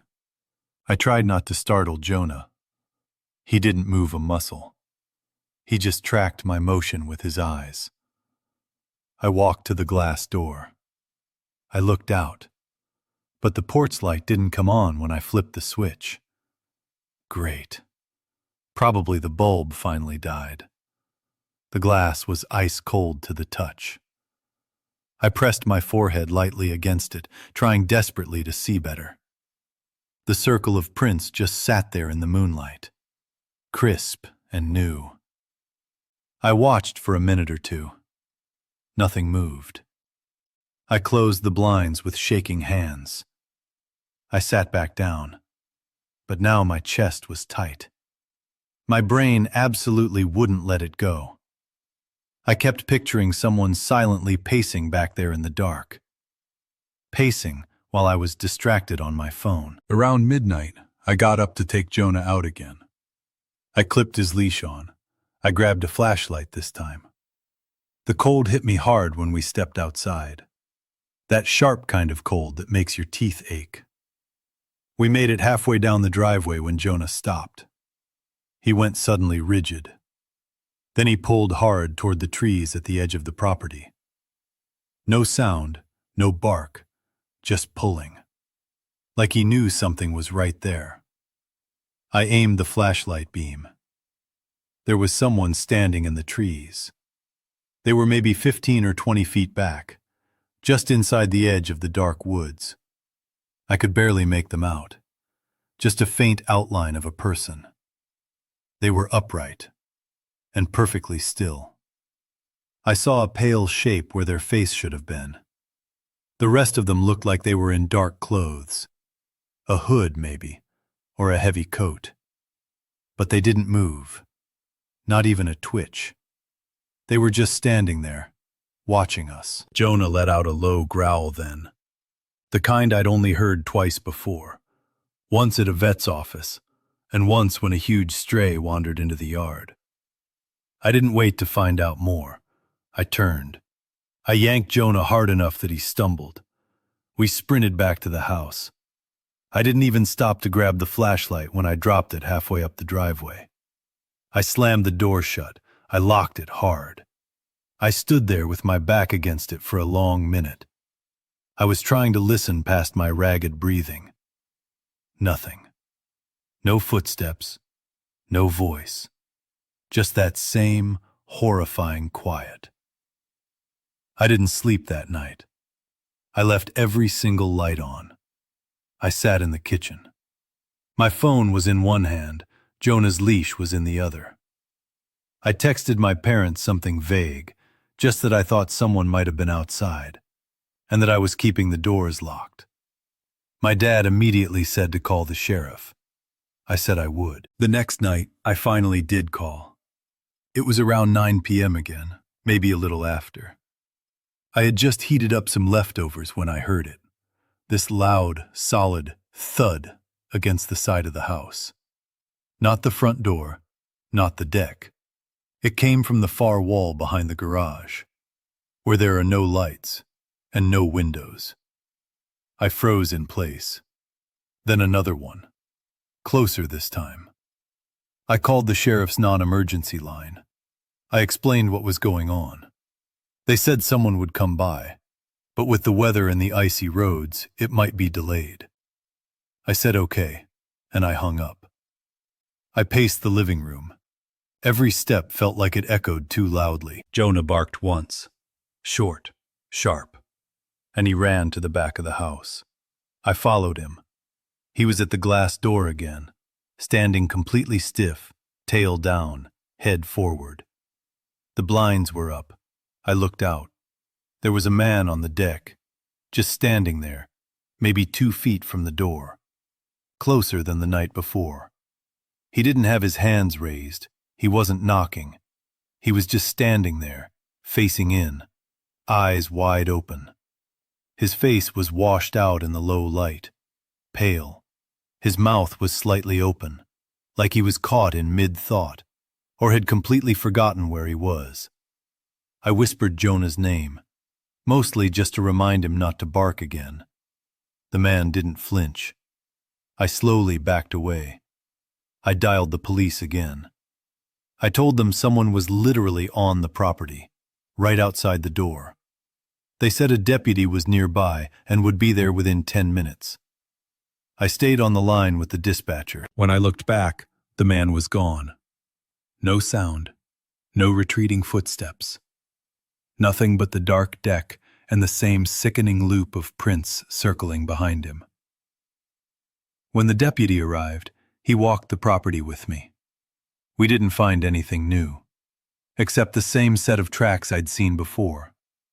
No fresh prints leading off the deck. No explanation. He suggested it was maybe someone mentally confused wandering around, possibly high, possibly just looking for shelter. I nodded and agreed, even though I absolutely did not buy it. After he left, I couldn't sit down. I checked every window in the house, every 10 minutes, like clockwork. Jonah wouldn't settle either. He just paced the hallway, pausing sometimes, like he was listening for something I couldn't hear. Around 2 a.m., he growled again, just once. I didn't even bother with the light. I just went straight to the kitchen window. There was nothing there. By morning, I hadn't slept at all. As soon as it was light enough to see, I bundled up and went outside. My hands were violently shaking the whole time, not just from the cold. I followed the tracks back behind the house. The snow was so crusted over it felt like walking on glass. The trail led out toward the marsh again, right through a thin gap in the reeds. But once I got past that, nothing. The prints stopped. No return path. No sign of someone moving forward.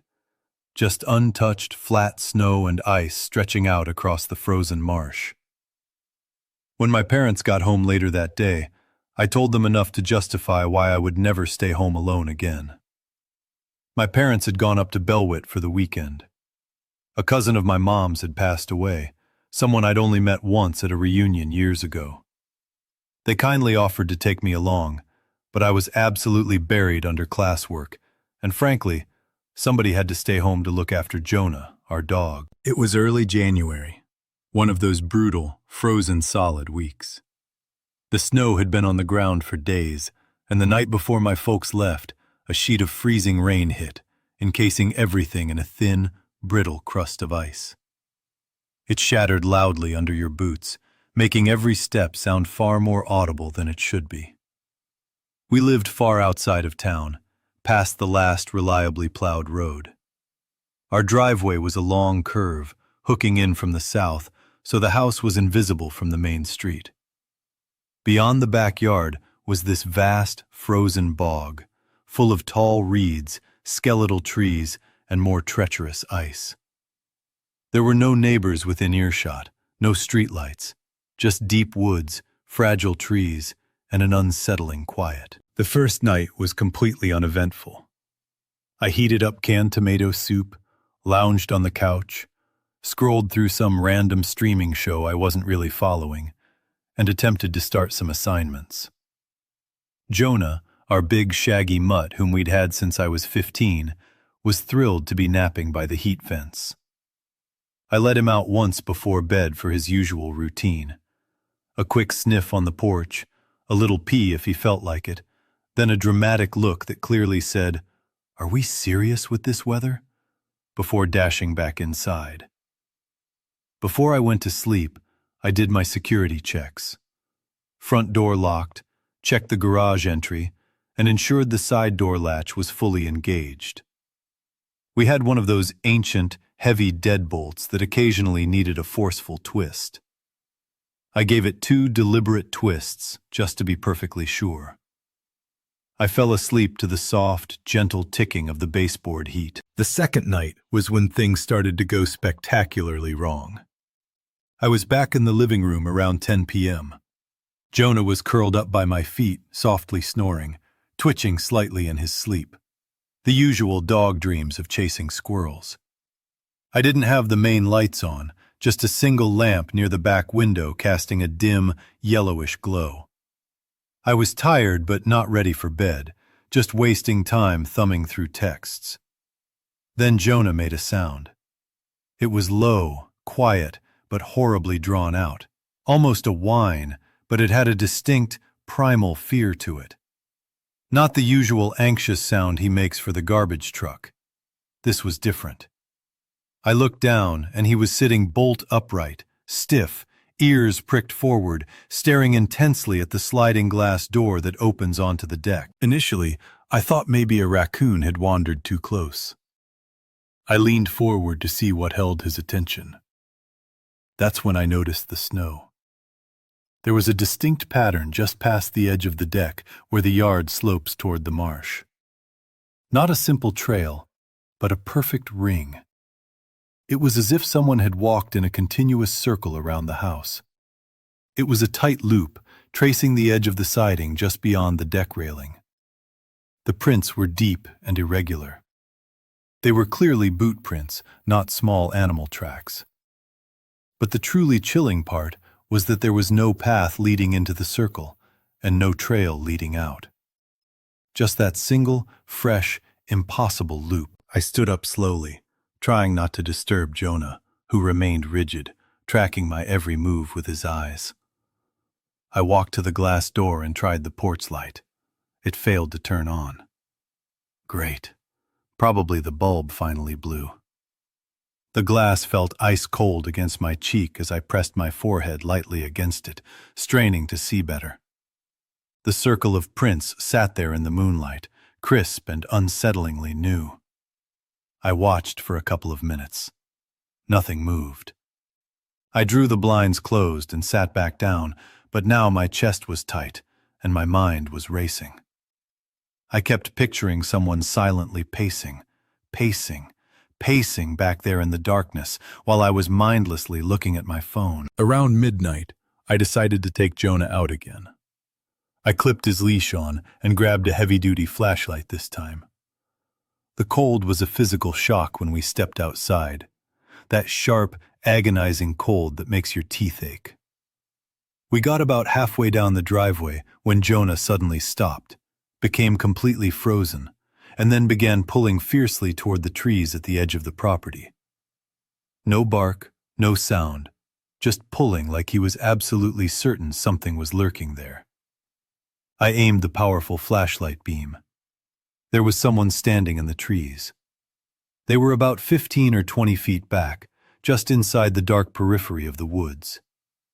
I could barely distinguish a vertical shape, a person, perfectly still. I made out a pale shape where the face should be, and the rest looked like dark clothing, perhaps a hood or a thick coat. But they didn't move, not a muscle. They just stood there, staring. Jonah let out a deep, guttural growl then, the kind I'd heard only twice before in his life. I didn't wait to find out what happened next. I spun around, yanked the leash hard enough that Jonah stumbled, and we sprinted back to the house. I didn't even stop to pick up the flashlight I dropped halfway up the driveway. I slammed the door shut, violently locked it, and leaned against it, trying to listen past the frantic sound of my own breathing. Silence. No running footsteps, no voice. Just that familiar, awful quiet. I couldn't sleep a wink that night. I left every single light blazing. I sat vigil in the kitchen, my phone in one hand and Jonah's leash in the other. I sent my parents a deliberately vague text, just saying I thought someone had been outside and that I had everything locked up. My dad immediately told me to call the sheriff. I told him I would. The next evening, I finally did call. It was around 9 p.m. again, shortly after I'd heated up some leftovers, when I heard it. A loud, solid crack against the side of the house. Not the front door, not the deck. It came from the far wall behind the garage, where there are no lights and no windows. I froze. Then another one, closer this time.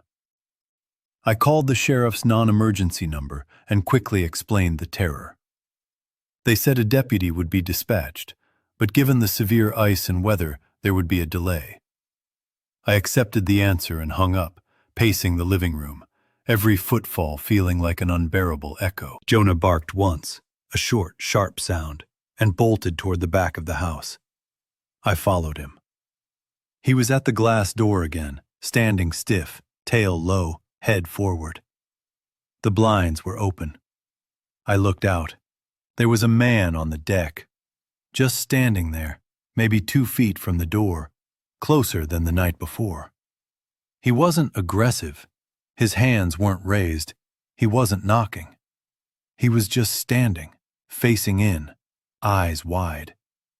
His face looked washed out in the low ambient light, pale, mouth slightly parted, like he was caught mid-lapse of thought. I whispered Jonah's name, mostly to keep him from barking again.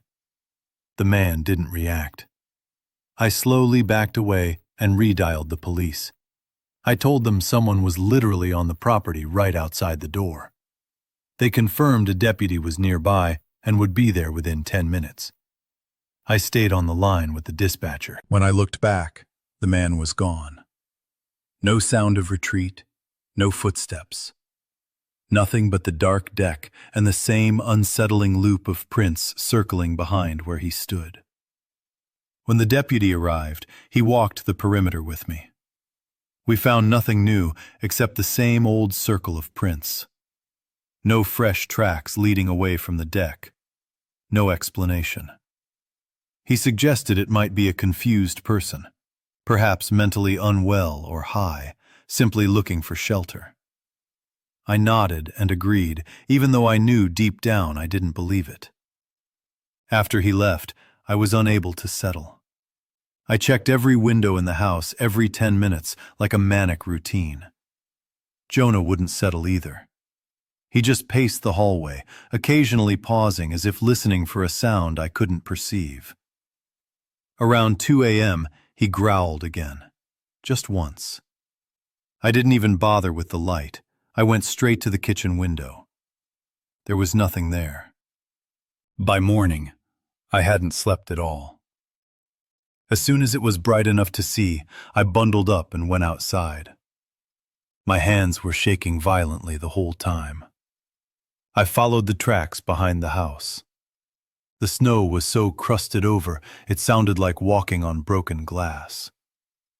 The trail led out toward the marsh, right through a thin gap in the reeds. But once past that opening, nothing. The prints simply stopped. No return path, no evidence of forward movement.